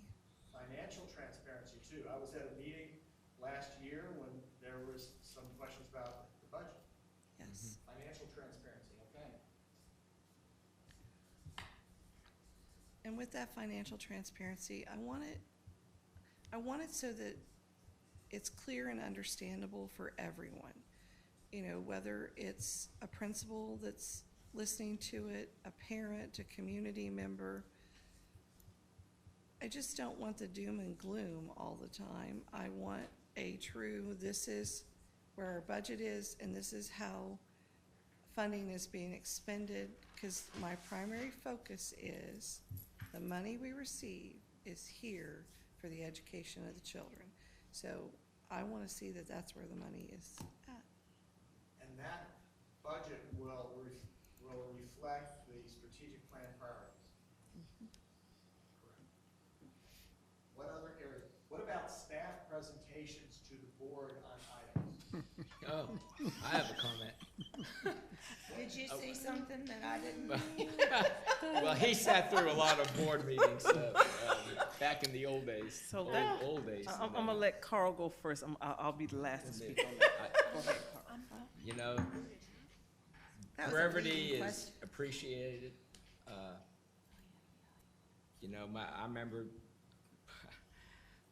attending a workshop, and it was all about presentations, and it was specifically PowerPoint presentations, not just speaking. And they were talking about the effectiveness of presentations and win your audience, you know, salesmanship, that whole thing. And then it was always, okay, we all had to create our own little things and blah, blah, and it comes out. And so we had to come up with a presentation that was 20 slides. Okay, 20 slides. And then he said, all right, you're all set with your 20 slides? Yep. He said, now pick out the best 10. Oh, pick out the best 10. Oh my God, you know, I had it all planned for 20. Then I get it down to 10. And then he said, all right, now throw out 3 of them. Oh my God, I can't do it. I know that's, and then he said, see what I'm saying? Then you all did your 7-slide presentation that was 20, and you had the same impact. You did everything. It was, you kept your audience interested, give your audience time to ask questions, and, you know, just kind of clarify. So I just think, you know, we're all smart people, and they usually send us the presentation ahead of time anyway. And Are they long? Are you saying? that some, they're- let's say some staff members have a tendency to go longer May than I- others. Am I allowed to address that? Yeah, Okay. yeah. So I asked about that because that's not what I'm used to. What I'm used to is 5 to 7 minute presentations that were really meaty, but not with a lot of extra. And so when I talked to staff, there was a perception that was different. I'm just going to assure you, and it's taking a while to get them to believe me. The thought was to give you as much as possible so that your questions could be answered. And what I explained to them is you can give so much that we deviate from the mission and the point of why we're giving the presentation in the first place. So what we've asked staff to do is to start working towards that, and I'm doing exactly what you did. I said 10 minutes. Yeah. And so the goal is to get them down to about a 7-minute presentation so that we really hit that meat. Now, I'll share with you, I've asked them to, we're still working on this too. I would like it before board docs, they have to be 2 weeks ahead of time so that a week prior to board docs, the presentation is coming to board members so that you can look at it before it even goes live. that is it's in effort. You know, the reason I know how to do that is because I've got experience with that, so I'm training staff on how to do that. But I couldn't agree with you more. My thought on these presentations and board meetings is part of transparency is brevity. If we want people to stay from the beginning to the end, that we can't be a 4-hour board meeting. Yeah, and Madam Chair, I just think this setting, this workshop time is a great time for presentations too. As many as we can get, you know, here to really flush it out or ask questions or spend a little more time on it because maybe it's a real complicated issue, you know, then that's what workshops are for. And workshops are we don't, just that we're being challenged right now. Yeah. Trying to pack everything we need into Yeah. the workshops. Like, we don't have enough workshops right now. I know. And so, one of the things, and so there's a lot of this, especially as it relates to the education side of this, that's all new to me. And so, what I've always said, and I think has probably not been taken advantage of, is if there's something you feel is going to be something that I may not understand because this isn't my background, call me. I'll come. I'll drive to DeLand, sit with anybody who can explain it to me. And once I get it, I got it. And so I know there are other school districts, as I've spoken to other board members, that they tend to have more meetings with the particular department. So you may have a meeting with Deb to discuss the budget, and that may be it may be 5 slides for Jamie because she's been here for 100 years, but it may be it may be an hour presentation for me because you're starting from square one. Mm-hmm. And so by the time we come to the table, those 7 slides, I got it. Gotcha. Good. It's a good That's point. good. Okay, that's good. That's what we're working on. That's kind of the concept we talked about. Anything else that the superintendent needs to work on here over the next several months? Can I just say that with the presentations, and I do appreciate where you're moving with them, I just want questions answered. So when we do ask a question, I don't want to feel that I've asked the wrong question. I just want the question answered.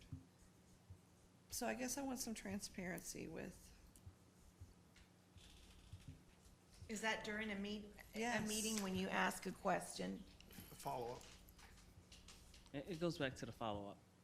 And that was one of the things when we, both Superintendent Fritz and we had our first agenda. I said, I'd just like to get to the bottom. Just tell me what are you asking and what do you need from us? Mm-hmm. And present your case. And so I do appreciate that, him working on that, because presentations should not go for half an hour. Mm-hmm. They should tell us what we need to know. We're the ones who need to have the discussion, and if we have the material soon enough, and I like where we're going with that, it gives us time, if we need to ask staff again, give them a chance to respond to all of us, so that even if we had the workshop, we kind of know where we're going, and again, maybe we can have 3 workshops, because that is the purpose of having this set up, is that the items we know that may cause a little more discussion, that we can have those discussions here, because our board meetings really should not go past 2 hours, and we've yet to have a 2-hour. And there are many boards that do hold numerous workshops so they can have these extensive discussions. Right. And they make sure that when they get to the meeting and they discuss an item, they say, we had a workshop on February 11th, we discussed this, and so people know that you have done your due diligence. Right. And that you're not just rubber stamping or going, or voting without doing your due diligence. And so that happens a lot, so people will not have long board meetings. Right. And as you said, this way you're set up here is perfect for this. Where we're all on the same level. It is excellent for the discussions. And I know since I've been here, we can. Okay, anything else? We're just gonna, I think the superintendent's got his hands full. Anything else? And the one thing I would say, I would tie all of what they said, at the end of the day, it's all about student achievement.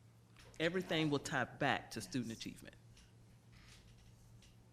If we keep student achievement at the forefront, be it budget, transportation, safety, all the things that are listed, if that is our focus, we can accomplish all those goals. And you have hired a true instructional leader who was president of FOIL state organization, and that's his priority. I know that for sure. Mr. Persis had something. Thanks. I wanted to ask the superintendent, do you think it's going to be your practice to contact each of us individually? Say board meetings are Tuesdays, say on Monday or maybe Friday, I don't know, it depends on your schedule, but just to check in, say, you have any questions about the board meeting? I mean, don't say yes, because No, that's a lot to ask I've for you to actually do. thought about how to do that. I know, Dr. it's- Vogel had some suggestions to me. I don't know if the board knows this, but I was able to select Dr. Vogel as my mentor through FAD, so he's going to be working with us for the next year. That's so cool. There are a lot of agenda items. What I'd like to do is, and I was thinking about this over the weekend, what would be my approach to this? I'd like to make sure that we're doing a pulse check, so that prior to the board meetings, if there are concerns, I know if you're good, you're good. I remember I told you we only have so many hours in the day, including you as well. I would definitely like before every meeting, maybe that Friday before or Thursday before, so we have enough time to make sure that you're good. And if you're not, then I want to make sure that myself and the appropriate staff can get with you prior to that. If I set 5 meetings with everybody prior to the board meeting, that might be cumbersome. But I think at least if we do a check, maybe I can even do it on my Friday update. Are there any questions, any concerns? Because I think the Friday updates give you information. We talk That's about great. that. And maybe that's an opportunity for me to remind you, board meeting's coming up on Tuesday. If there are any concerns with the items, please get with me Monday so that we can address them prior to the actually going on to the board meeting. Yeah, I think it's a great practice if you can do it, and this Yep. way, if you know about it on Friday and you see that I got some questions about a facility issue, Yep. then you'd say, great, then you'd have Sarah Lee contact me on Monday. Yep. Say, I heard you had some questions, and then we talk it out, so when the board meeting comes, I don't have any questions. Done. And that just makes our board meeting go faster. So Yes. as much as possible, if we could address our questions and get the answers before the board meeting, Absolutely. then the board meeting just, And if the board desires to have that sit down, we can certainly do that too. I'm It's a- not it's a- asking for a sit-down, Okay. just a telephone call would be, Okay, all right. just So, a check-in, you know? just- okay, would the board like then I heard a phone call, just to clarify, would you guys like it if I called you and just said, hey, are we all good? Or would you prefer me put it in the email and just remind you that it's coming? I could do both. It's just whatever you So- want. I think, Madam Chair, I think that comes down to preference, kind of like we were talking about Okay. earlier. And so if I say to you, hey, if I have any questions, I'll reach out. Okay.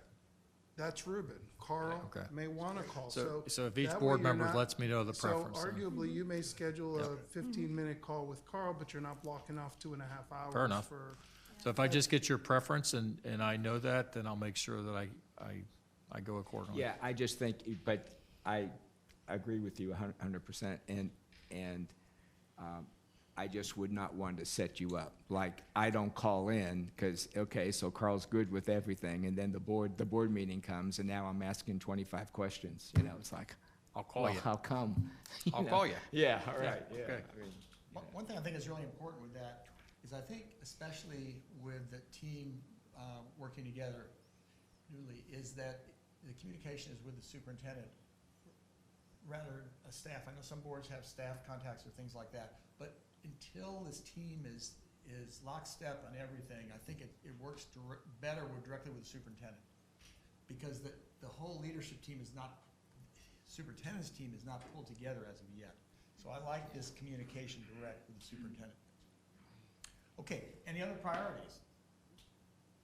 Okay, our final item is, and you have that in your packet, is external and internal relationships.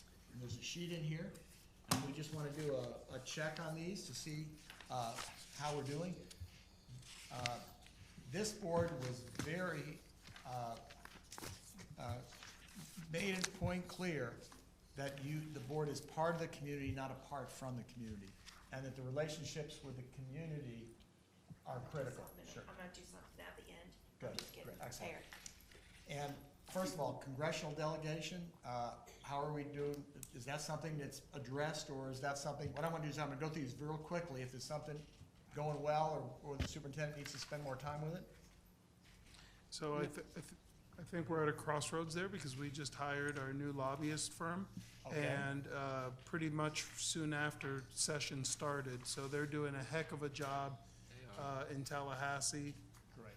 And so I think, as far as that goes, we're good. Congressional delegation wise, I mean, I see Waltz is everywhere, but I think they will get to that. Good, so Once we everybody's on get board with past- that one, good. County governments, I mean, how is that going?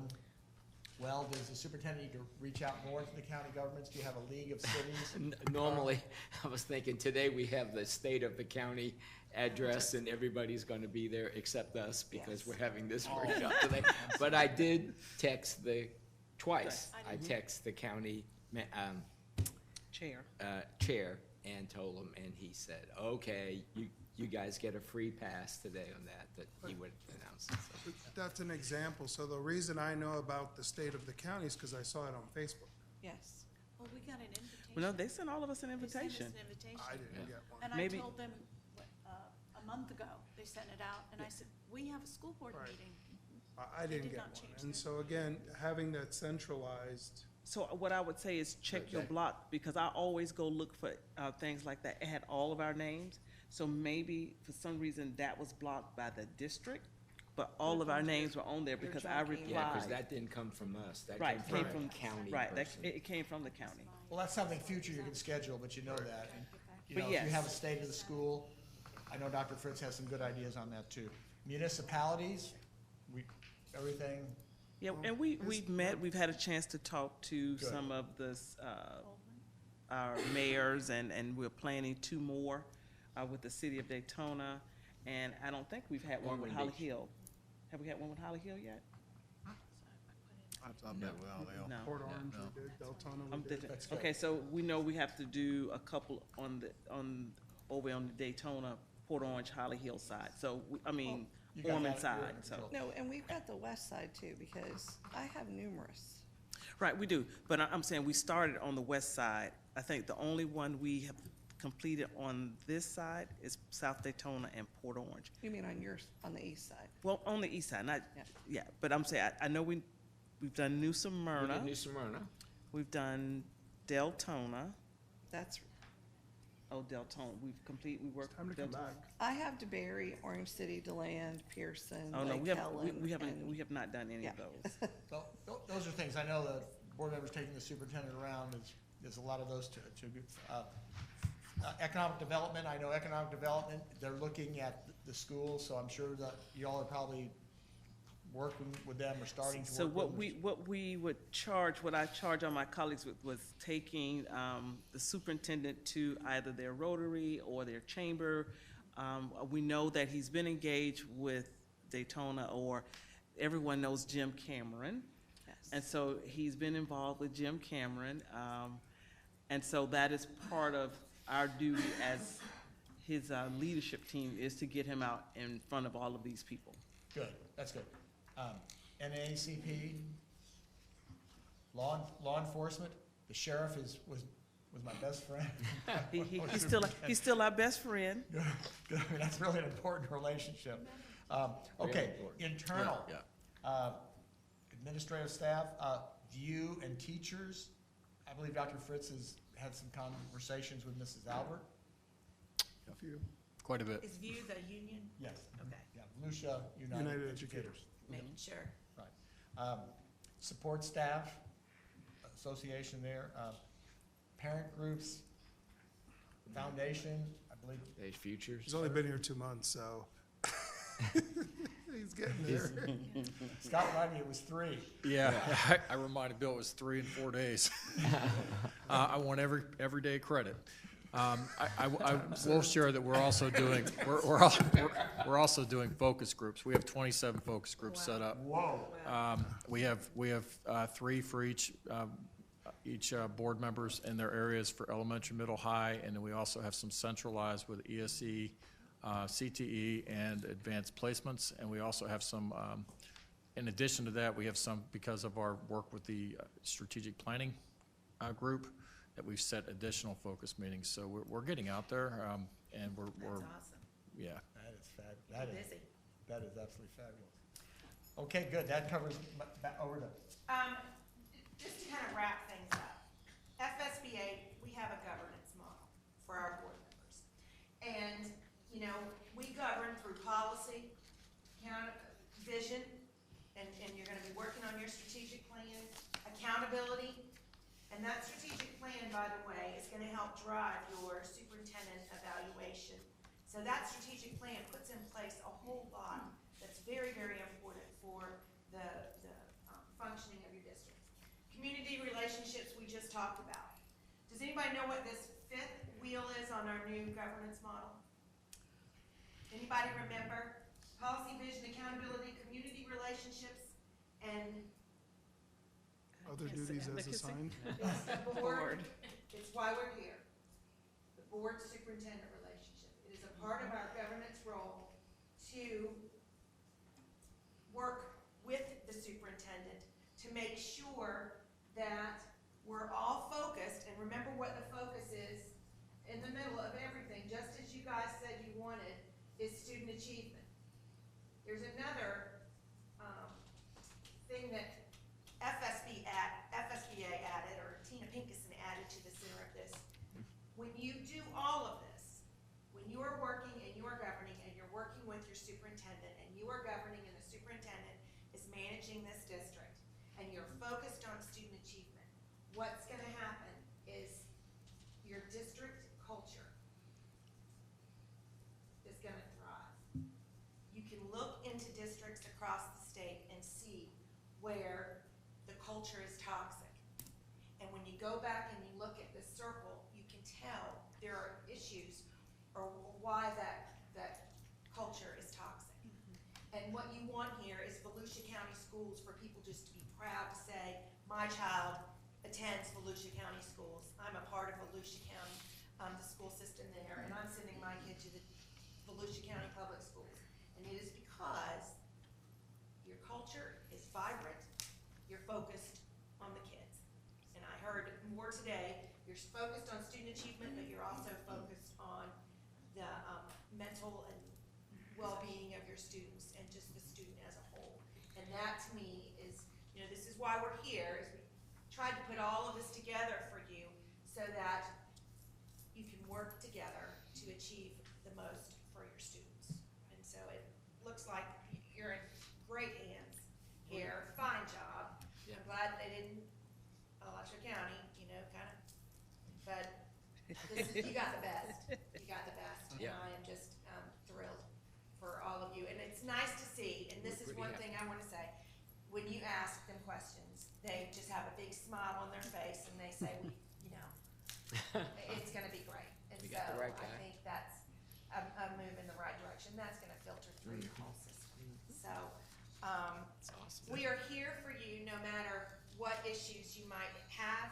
If you want to, FSBA does work on protocols with you. If you want to, you know, look into, I don't know if you have board protocols, if they're written down, but that is one thing that if you, you know, need help, I'll be glad to come down and help you with that so that you know the way the meetings, you know, should run and whatever. And Bill, this is my superintendent here, but he's saying, you know, Master Board, this next session, Master Board is very helpful to just refining everything that we've talked about. And it just gives you the opportunity again, you know, next in 2021 to start working, to continue to work on your relationship as a leadership team. And we've seen some fantastic things happen this year, and I'm just waiting. I'd love to come work with you guys. So, thank you. Yes, Thank you. thank you. Anything, yes, Sure. We could not have done this without you, so thank you. Yeah. thank you, Great job. thank Great you. job. You guys, Thank you. thank you. Awesome. great job. Well, thank you so much, and we'll take a 5-minute break. Okay. I gotta go to Okeechobee. You're going to Okeechobee? I'm leaving.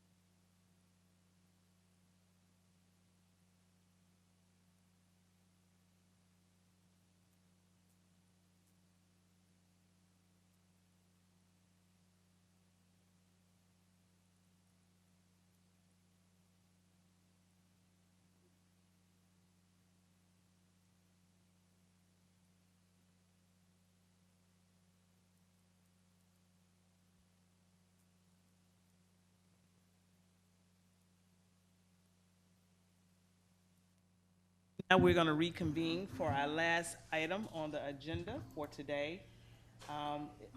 Yes. Discussion of superintendent goals. And so I'm going to open this up to my attorney, and then we'll go from there. Okay, Mr. Dorn? Thank you, Chairman. Just to kind of bring us back and put us on track. So when we negotiated Dr. Fritz's employment, of course, the board approved the contract. So it has performance provisions within it. And there had to be some way to measure during the time from his first day of employment to his evaluation date. There had to be some way to measure whether or not he was entitled to any performance compensation and the like. And the discussions essentially evolved to, it would be impossible and not appropriate to try and hold the superintendent to any real specific goal, like I'm going to use as an example, the district becoming a district. When, during this interim period while he's getting everything in place. And so we needed something measurable that we could look to determine whether or not he was performing and how he was performing. And the decision was that between now and kind of retroactively to the date of his first employment up to August, we would put into place some goals and some measurable events that would be broadly stated, that would focus more on creating the foundation for what would then be very specific goals that would be determined by the board, that would run from August of 2020 to August of 2021. And that's where things like, are you a B district, an A district? What's your graduation rate? Has it increased, or by 1%, 2%? Those kinds of very specific things that you're familiar with, that we've used in the past with other superintendents. So what we really need right now is for the board to focus on these broader foundational type measurable goals, and then in August we'll revisit this and set the mark, and then he knows from August to August 20 to 2021 what it is that would be expected of him, or what he should be shooting for. Okay. And with that, it really amounts to you all discussing this. There was a comment during the last meeting. The chairman said, hey, if you've got anything, send it to Ted.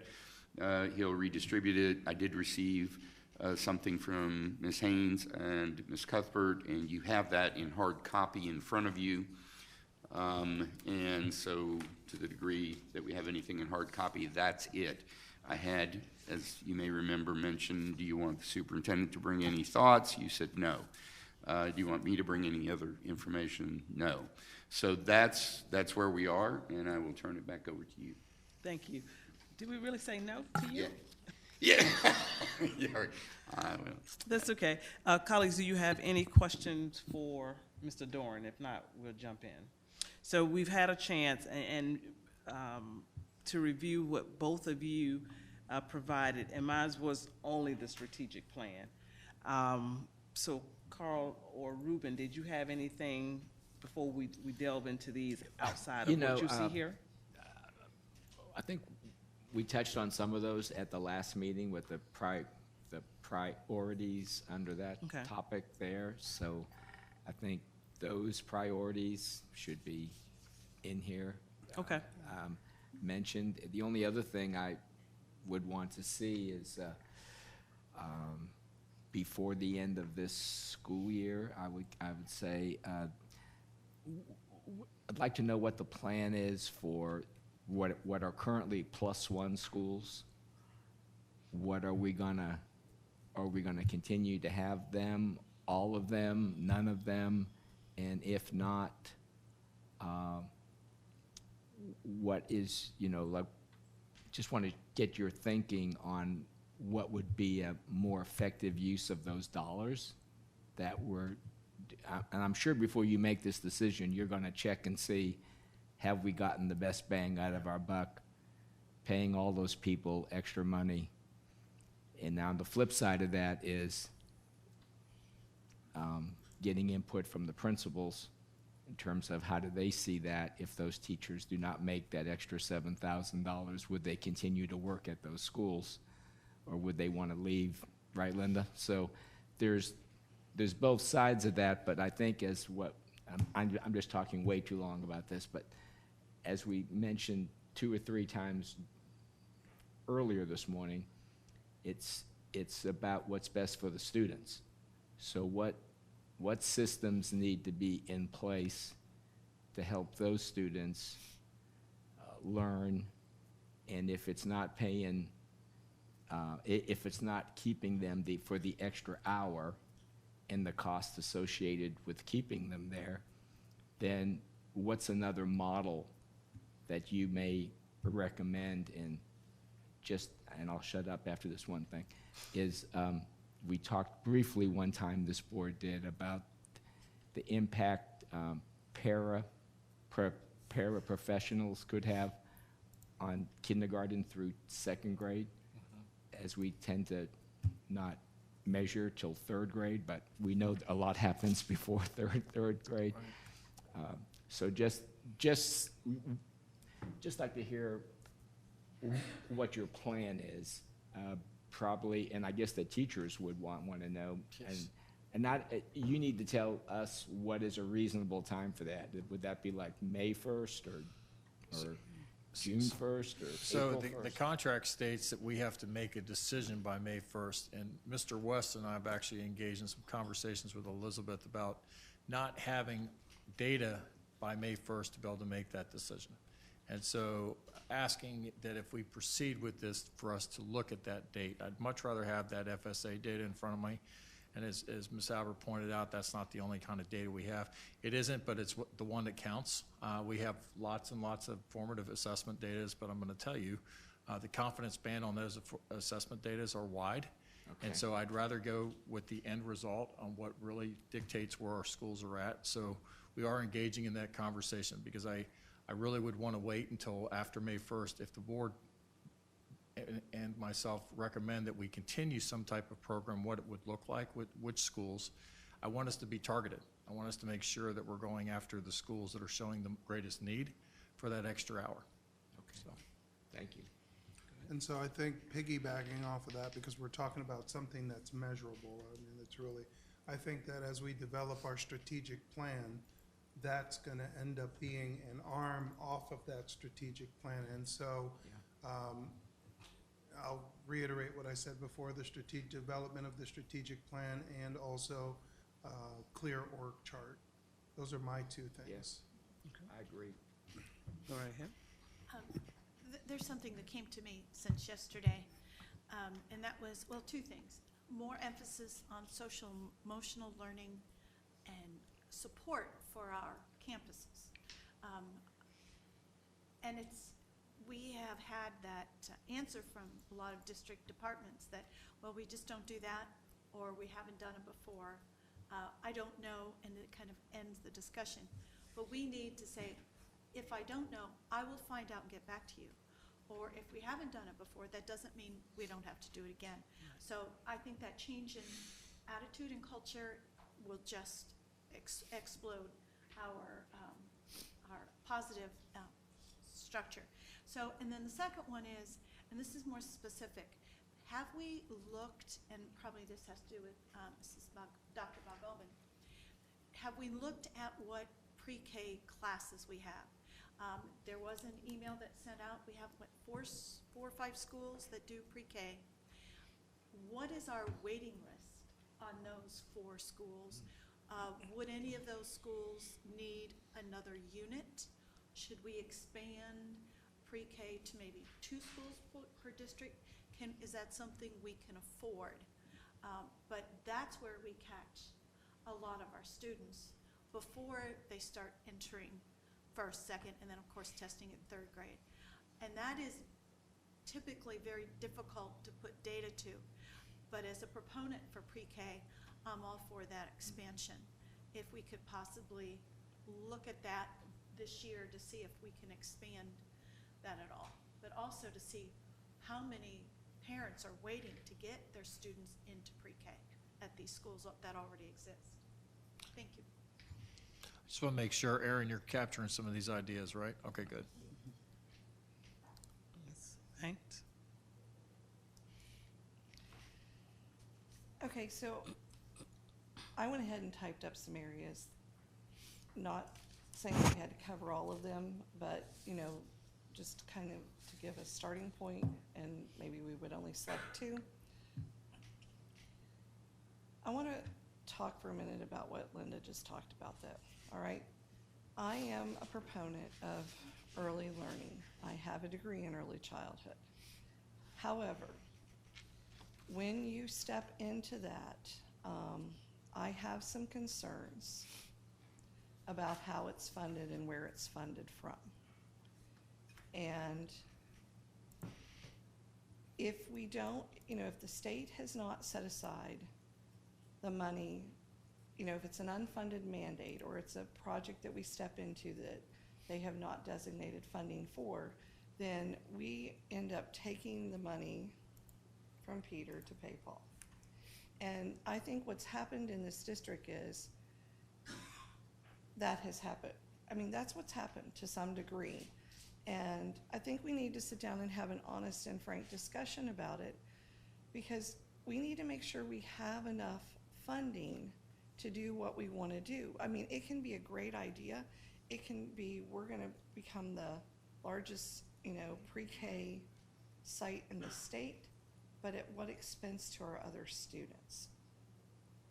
And so there's a variety of models even happening right now within Volusia County. We have models where we have taken our ESE classrooms and done blended units for our pre-K students, and we've allowed our staff to put their children in there, and they're paying wraparound fees. We have models where we have, it's open to the community to come in a blended environment. They're paying wraparound fees.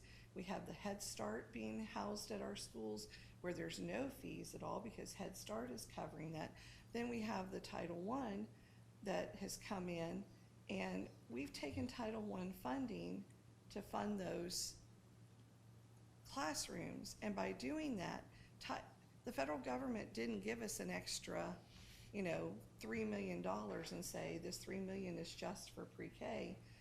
No, it was earned by our students that are 5 to 17 years of age, and yet we're taking it away from them to fund that. And I've been saying for a long time we need to look at what other districts are doing. Seminole County has a phenomenal model, and everyone pays some form of the wraparound fee, even if it's on a sliding scale based on their income, and we're not doing that here. So I hear you and I support early learning, and I feel it's beneficial, but I also said this at the state level to our legislators. It needs to involve the social emotional learning piece. Our young children need to come in and get a firm foundation in social emotional and play. Play is a form of learning for young children, and I do not support testing 4-year-olds. I'm just gonna go ahead and say it. I don't support it. I'm not against assessing what they've learned in an atmosphere where there is no stress for them, but we need to go back to, if we want to do what's right, and you look at all the research, play is what's right for 4-year-olds. You can introduce the learning concepts, but not in a way that you stress them. I believe the reason why we're having issues in middle and high schools right now, we pushed away the social emotional learning that needs to take place in our primary, pre-K and primary classrooms, and we shoved academics down their throat, and then we wonder why they're acting out in frustration as they go on into school. And now we're having to spend millions of dollars in mental health and social emotional learning because we didn't lay the foundation correctly. But that's enough of that. So if we're gonna expand into that, I just need you to know my feelings on it, and I'm happy to talk about it, and I'm happy to look at all the research there is. But we've got to look at the funding, and that goes back to fiscal transparency. Because you can't take, and I'll use a school not in my area.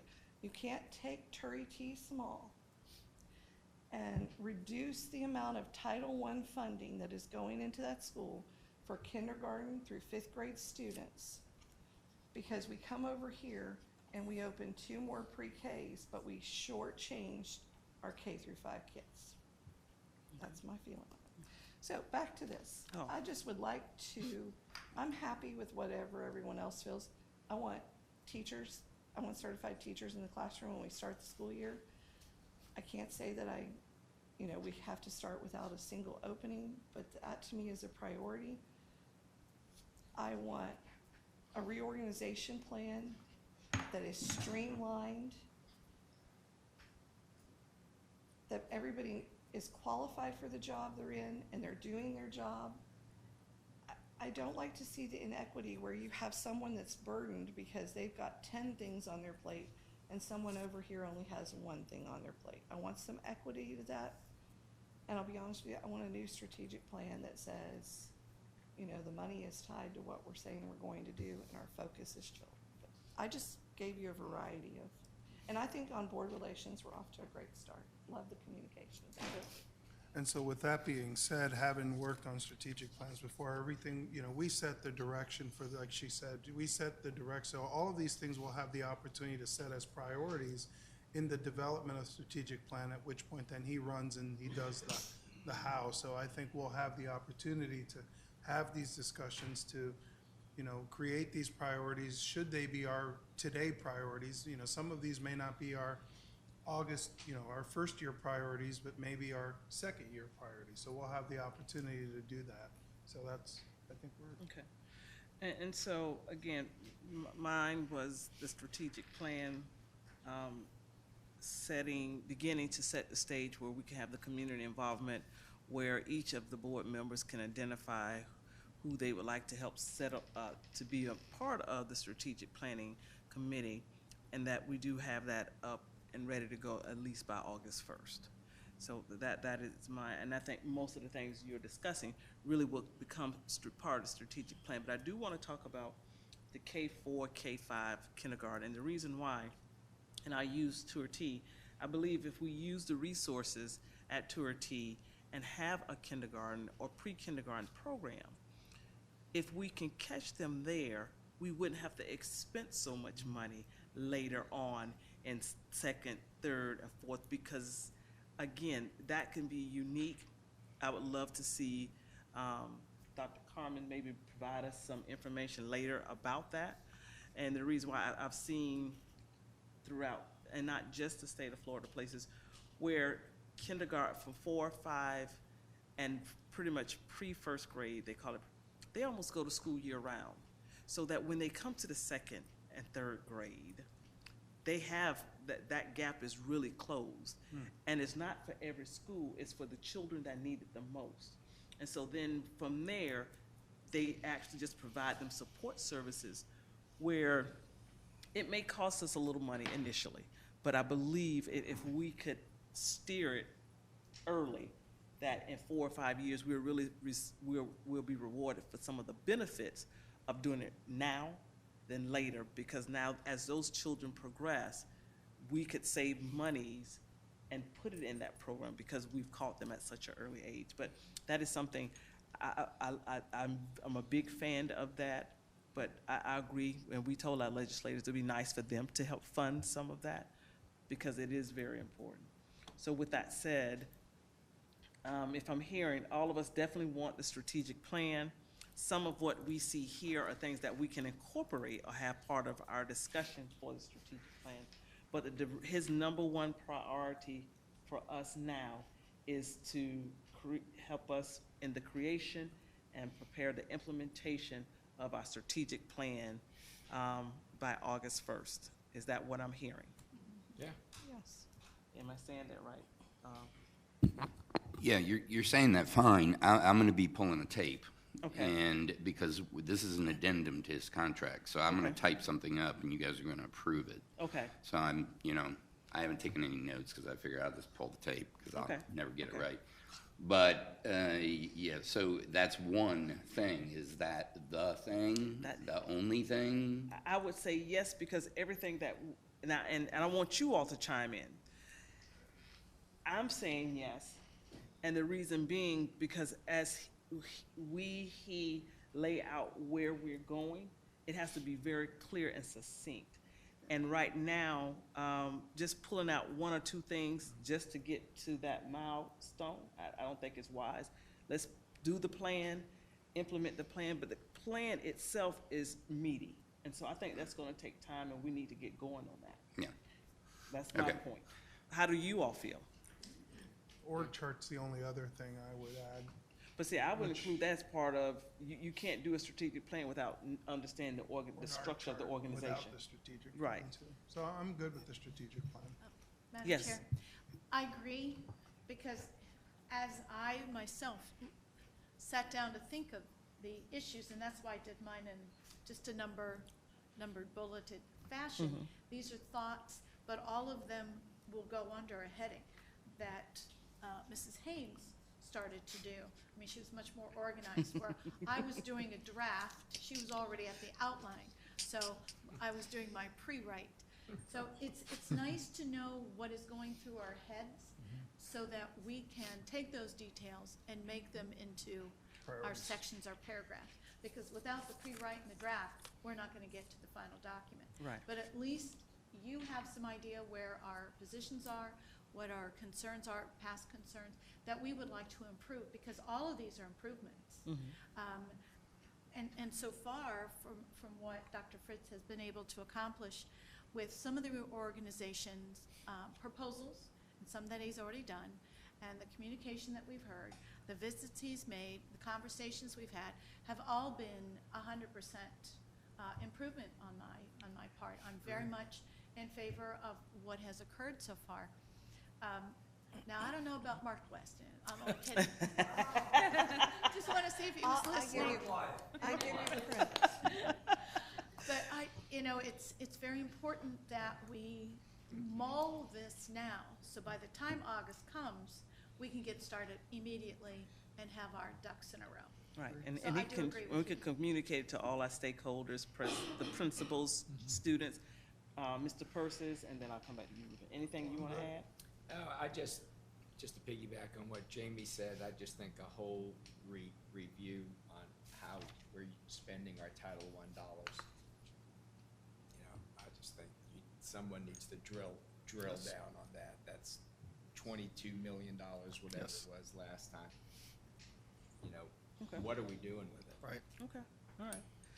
So, Mr. Superintendent and, Yep. yes, Let me just, okay. Whatever you guys decide to do is all fine. Obviously, I don't care. And maybe the superintendent needs to speak to this as well. And I understand we're in this phase right now where we're building the foundation, as I put it, to where we really start setting very specific goals. But what I'm hearing you say is that he's to work up a strategic plan. That is not specific at all.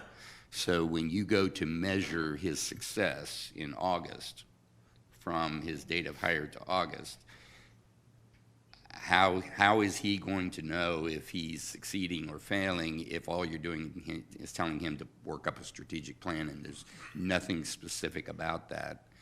And in terms of his compensation performance, it's, pretty, let's just say extremely, not pretty, it's extremely subjective on your part as to whether he succeeded or failed.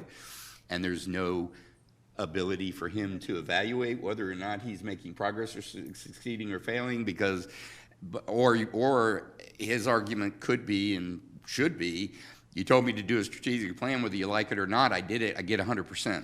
I got an A+. I did it. If you don't like it, you didn't tell me what to put in it. So I'm just throwing that out there before we end this discussion and make sure that we're all aware. And again, I don't want to emphasize, this is just a very narrow time, and I understand it's difficult maybe to do very much specific, but I throw that out there. I'm gonna let Dr. Fritz, and then I'll come back to that. So this is the board's plan. I'm going to share with you I'm actually started writing, just because I knew time was going to be short this week, but I started drafting some important steps that'll be happening with the strategic plans, and I was going to put it in my Friday update for you. So you've already had, you have phone conversations set up with Corey Gordon, who's going to talk with you about the strategic planning, and then she's coming back. And in the meantime, just so you know, I mentioned the 27 focus groups. She also gave Mr. West some further instructions on to get additional focus groups, so we're working on that. So when we come back to the workshop on the 10th, okay, when Ms. Gordon is here, she's going to work with the board and with me to develop a vision, a mission, and our belief statements, and to try to start to work on that. The very next day, actually, and prior to even that happening, my cabinet is going to start working on what we're going to call goals and strategies. And it'll be succinct enough that if it's not in the plan, it doesn't happen. It has to be user-friendly. It has to be something that really drives our work. We won't be doing it if it's not in the plan. And she'll also talk to you about the accountability factor, okay? So she'll talk to you, use the word stock take. She'll use the words calibration. She'll define the roles that Mr. West and Dr. Balgobin will be playing in the strategic plan. She'll also define my role, coming back to not only am I measuring and making sure during those stock takes twice a semester with my teams that we're making progress, but that twice a year, all the information that you guys are always asking for, we're presenting to you in January and in June when the scores come back. So I want you to understand there'll be key buckets that we look for, and so that you can feel a little bit better about where I'm headed with the strategic plan. I know the hot buttons already, and so do you. So we just got to define what that looks like a little bit. We know that what I've heard today, that whatever you want to call it, academic achievement is a concern. Human resources and the management, the talent management of our personnel is a concern. Fiscal responsibility and our fiscal management is clearly a concern. And safety and school security would be another thing in the social emotional well-being of our students that I would think we would focus in on. There may be others, but those big buckets are your goals. And then underneath are the strategies, and then there's ways to get those things done. And so I want you to understand that this is not something that will be just a beautiful document that we will display out here in the lobby. This will be what we do, and that stock take accountability piece will be driven down into the schools. That principals are already learning how to do it, by the way. We're sending them and showing them how to do it, small groups at a time. But it'll be something that drives their work as well. So if you need to feel a little bit better about the strategic plan, there will be teeth in it. So. And that was exactly what I was getting ready to say. So just from my point of view, him completing the strategic plan would not make him eligible for that. Presenting a strategic plan that has measurable goals, that have SMART goals. They're measurable, they're obtainable, we know the outcomes. In addition to that, what are some of the KPIs? And when we talk about the KPIs and what is the vision, the goal, but it's something that all of us have to agree upon. It's not just him presenting. Right. It has to be something that we approve, and upon approval, then that would make him eligible. But in that we are looking for the SMART goals, and we're looking for KPIs and how we're going to be defining those KPIs. It will be it'd be very granular. It's going to dig. We're expecting for them to drill down even to the most granular part for everybody, but it would be a broad view when it's posted on our website. But yes, we want to know, how do you measure this? When do we see the progress? How long will it take? How often do we measure this? All of that must be a part of the plan. I see Mr. Cologne and then Mr. Persis. And so arguably, I think the measure from what I'm hearing is a board approved, so that takes away, Ruben didn't like it, but Linda did. A board approved, which is 3, strategic plan by July 31st, 2019. And so if there is a board, 2020, sorry. And so if there is a board approved, then that measure has been met. I think a lot of the things you're going to talk about, we're going to spend the next 6 months Exactly. grueling upon over and over anyway. So I think we'll set that, but it'll be a board approved. Yeah, so Ted, let's kind of go backwards. The evaluation date for this, I guess we were trying to set up that evaluation date in August, was that what it was, or July? Do you remember what it said? Do you remember, Dr. Fritz, what it said? I thought we said it would either be the end of July or beginning of August. Yeah. I thought it was like the end. But So you're going to be doing an evaluation on him based on the goals that you're setting right now, and board approval adds a lot. And I'm going to, if it's okay with all the board members, I'm going to pull a lot of the language that she just gave me, you know, throw in some of that to kind of define what that strategic plan would be. Right. Don't get me wrong, I have no doubt whatsoever that everybody's going to be happy and it's all going to go good. Right. The problem I've got is that attorneys are paid to think about every possibility. Right. So when it's 99% chance that you're going to love it and you're going to say, wow, you did the most amazing thing, yes, you get your whatever, I've got to think about that 1%. So I just want to get it out on the table to make sure that everybody understands where we are, including Dr. Fritz, because, I mean, you know, he has the right, even under his contract, to have input. He doesn't have a say ultimately, but he has input, and he's doing that. So that's my thought process. Sure. So the other piece of that then is, so we have the strategic plan approved by the board, let's just say, in that last meeting in July, whenever that is. And then that same meeting, we would have his eval done. It's a yes or no. Yeah, I Yeah. think so. Yes. I think. Yes. And then, I think where the stumbling piece might be, is the performance bonus or whatever we called it, was that stated specifically on that he gets that every time, or is it based on was it on a successful evaluation? It's. I forget exactly It how was we worded based on him succeeding in meeting whatever goals, objectives that he was given for the time period that he's being evaluated. And it was exceeding expectation, kind of like, right? Or Yeah. was it? I don't remember if I it don't said remember. Do you exceeding. remember what that language was?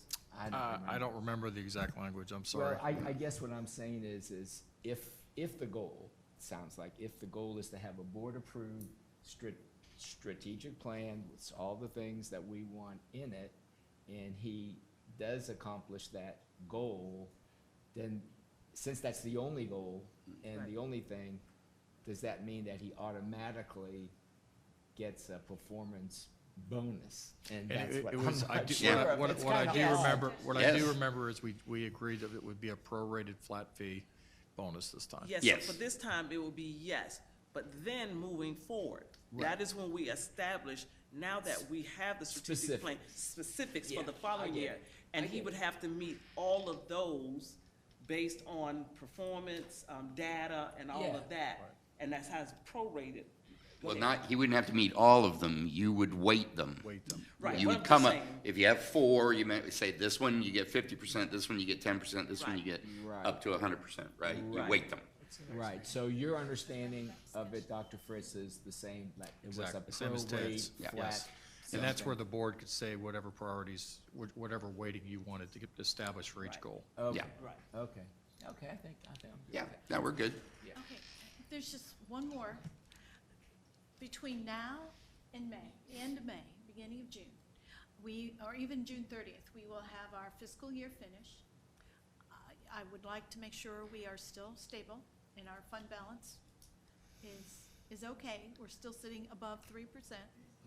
I would like to make sure that everything is set in place for the coming year.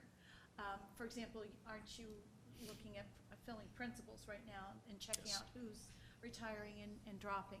So everything it's what I said last spring, everything has to be set up according for the next year. We have a couple of hiring fairs. We have principals in place. We have curriculums, master schedules have to be set at our schools. We have major projects have been completed. Our schools are cleaned for school to start next year.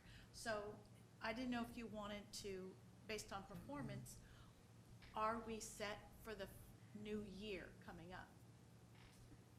Okay. Well, my thought is that as we develop the strategic plan and he has to meet those goals for next year, all that's gonna take place because again, that plan will be board approved in July, let's say. That starts that starts tomorrow, actually. So I don't feel the need to add that to it personally Oh, no, because. I'm not Okay. adding to it, I just want to bring that Oh, out okay. in the open, so everybody is aware, because you brought up the question, is it just the strategic plan? Yes. But part of that is the setup. Yep. Because that is, now's the most crucial time. Yep. For schools to be successful, because what, teachers come back August 11th, I think? Yep. Right. August 11th. So there's an awful lot of preparation, and I do know Human Resources and Head of Curriculum, Academic Departments, Fiscal are all setting all this up so that we can be successful at the Right. outset. And again, I think you said something key because they've already informed us of their course of action. So I didn't think we needed to put that because we know what is going on. And if we need to share that with the public, I'm sure we can create a weekly update that week or monthly update of what we are doing. But I'm kind of like Ruben on this one. I just want to keep it clean and simple so that we can achieve this and then we know where we are. Just want That's- to make sure yeah. everybody hears. Yeah, no, but that's what we need to know. You want, have any input? Sure? I do have a comment. Sure. I heard from a teacher who got your message That was huge. yesterday, and it was very well received. Loved it. Just Thank you. letting you know. Thank you. Thanks. Okay, I'm good. Okay. And so in closing, Oh, I'll add, I sorry. know he had a principals meeting last week, and one thing I've always talked about is us having a path that everybody knows where we're going, that we all know what our mission, vision, which we really haven't established yet. I can tell you from the principals meeting, from the email, the feedback has been wow. Like, we can see where we're going. I even had somebody say, and I don't know the relevance of the number, but they said, it's been 14 years, and you all who know the history, it's been 14 years since we really felt like we know where we're going as a district. And so kudos to you, like I said, the word and getting that email, which, you know, I didn't know you were sending, maybe you put it in the note, but folks love that because now we're not letting them fill it with blanks. We're filling in the blanks with information so that the negativity doesn't fill the blanks. So kudos. Thank you. Yeah, I heard a similar thing, and I think I shared it, maybe, I hope I did. I meant to call you and tell you, but I did hear something similar, principal leaving, saying, it was the first time I left a principal's meeting feeling optimistic, and I can't remember how long, so he said, Good to hear. we're off to Good to hear. a great path. And they liked you folks too back there, and, you know, they just feel it's a real good team. Good. One of the things that I'll share in my last comment, Kelly, is with the focus meetings that we're doing, which I got to tell you are extremely helpful for me. Carmen has actually been going to those with me because as the head of teaching and learning, I want her to hear from our high-impact teachers. Kelly is taking all the information that we received from those 4 questions that I shared with you that I've been asking, and she's going to put them in a bound, a book for each of you before we go into the strategic planning on the 10th, so that you can have that, so that you understand the basis as we start to make decisions where we're going, because I want you to hear from the constituents. Awesome. Any other notes? If not, we are adjourned until 3:30. Thank you. Agenda meeting.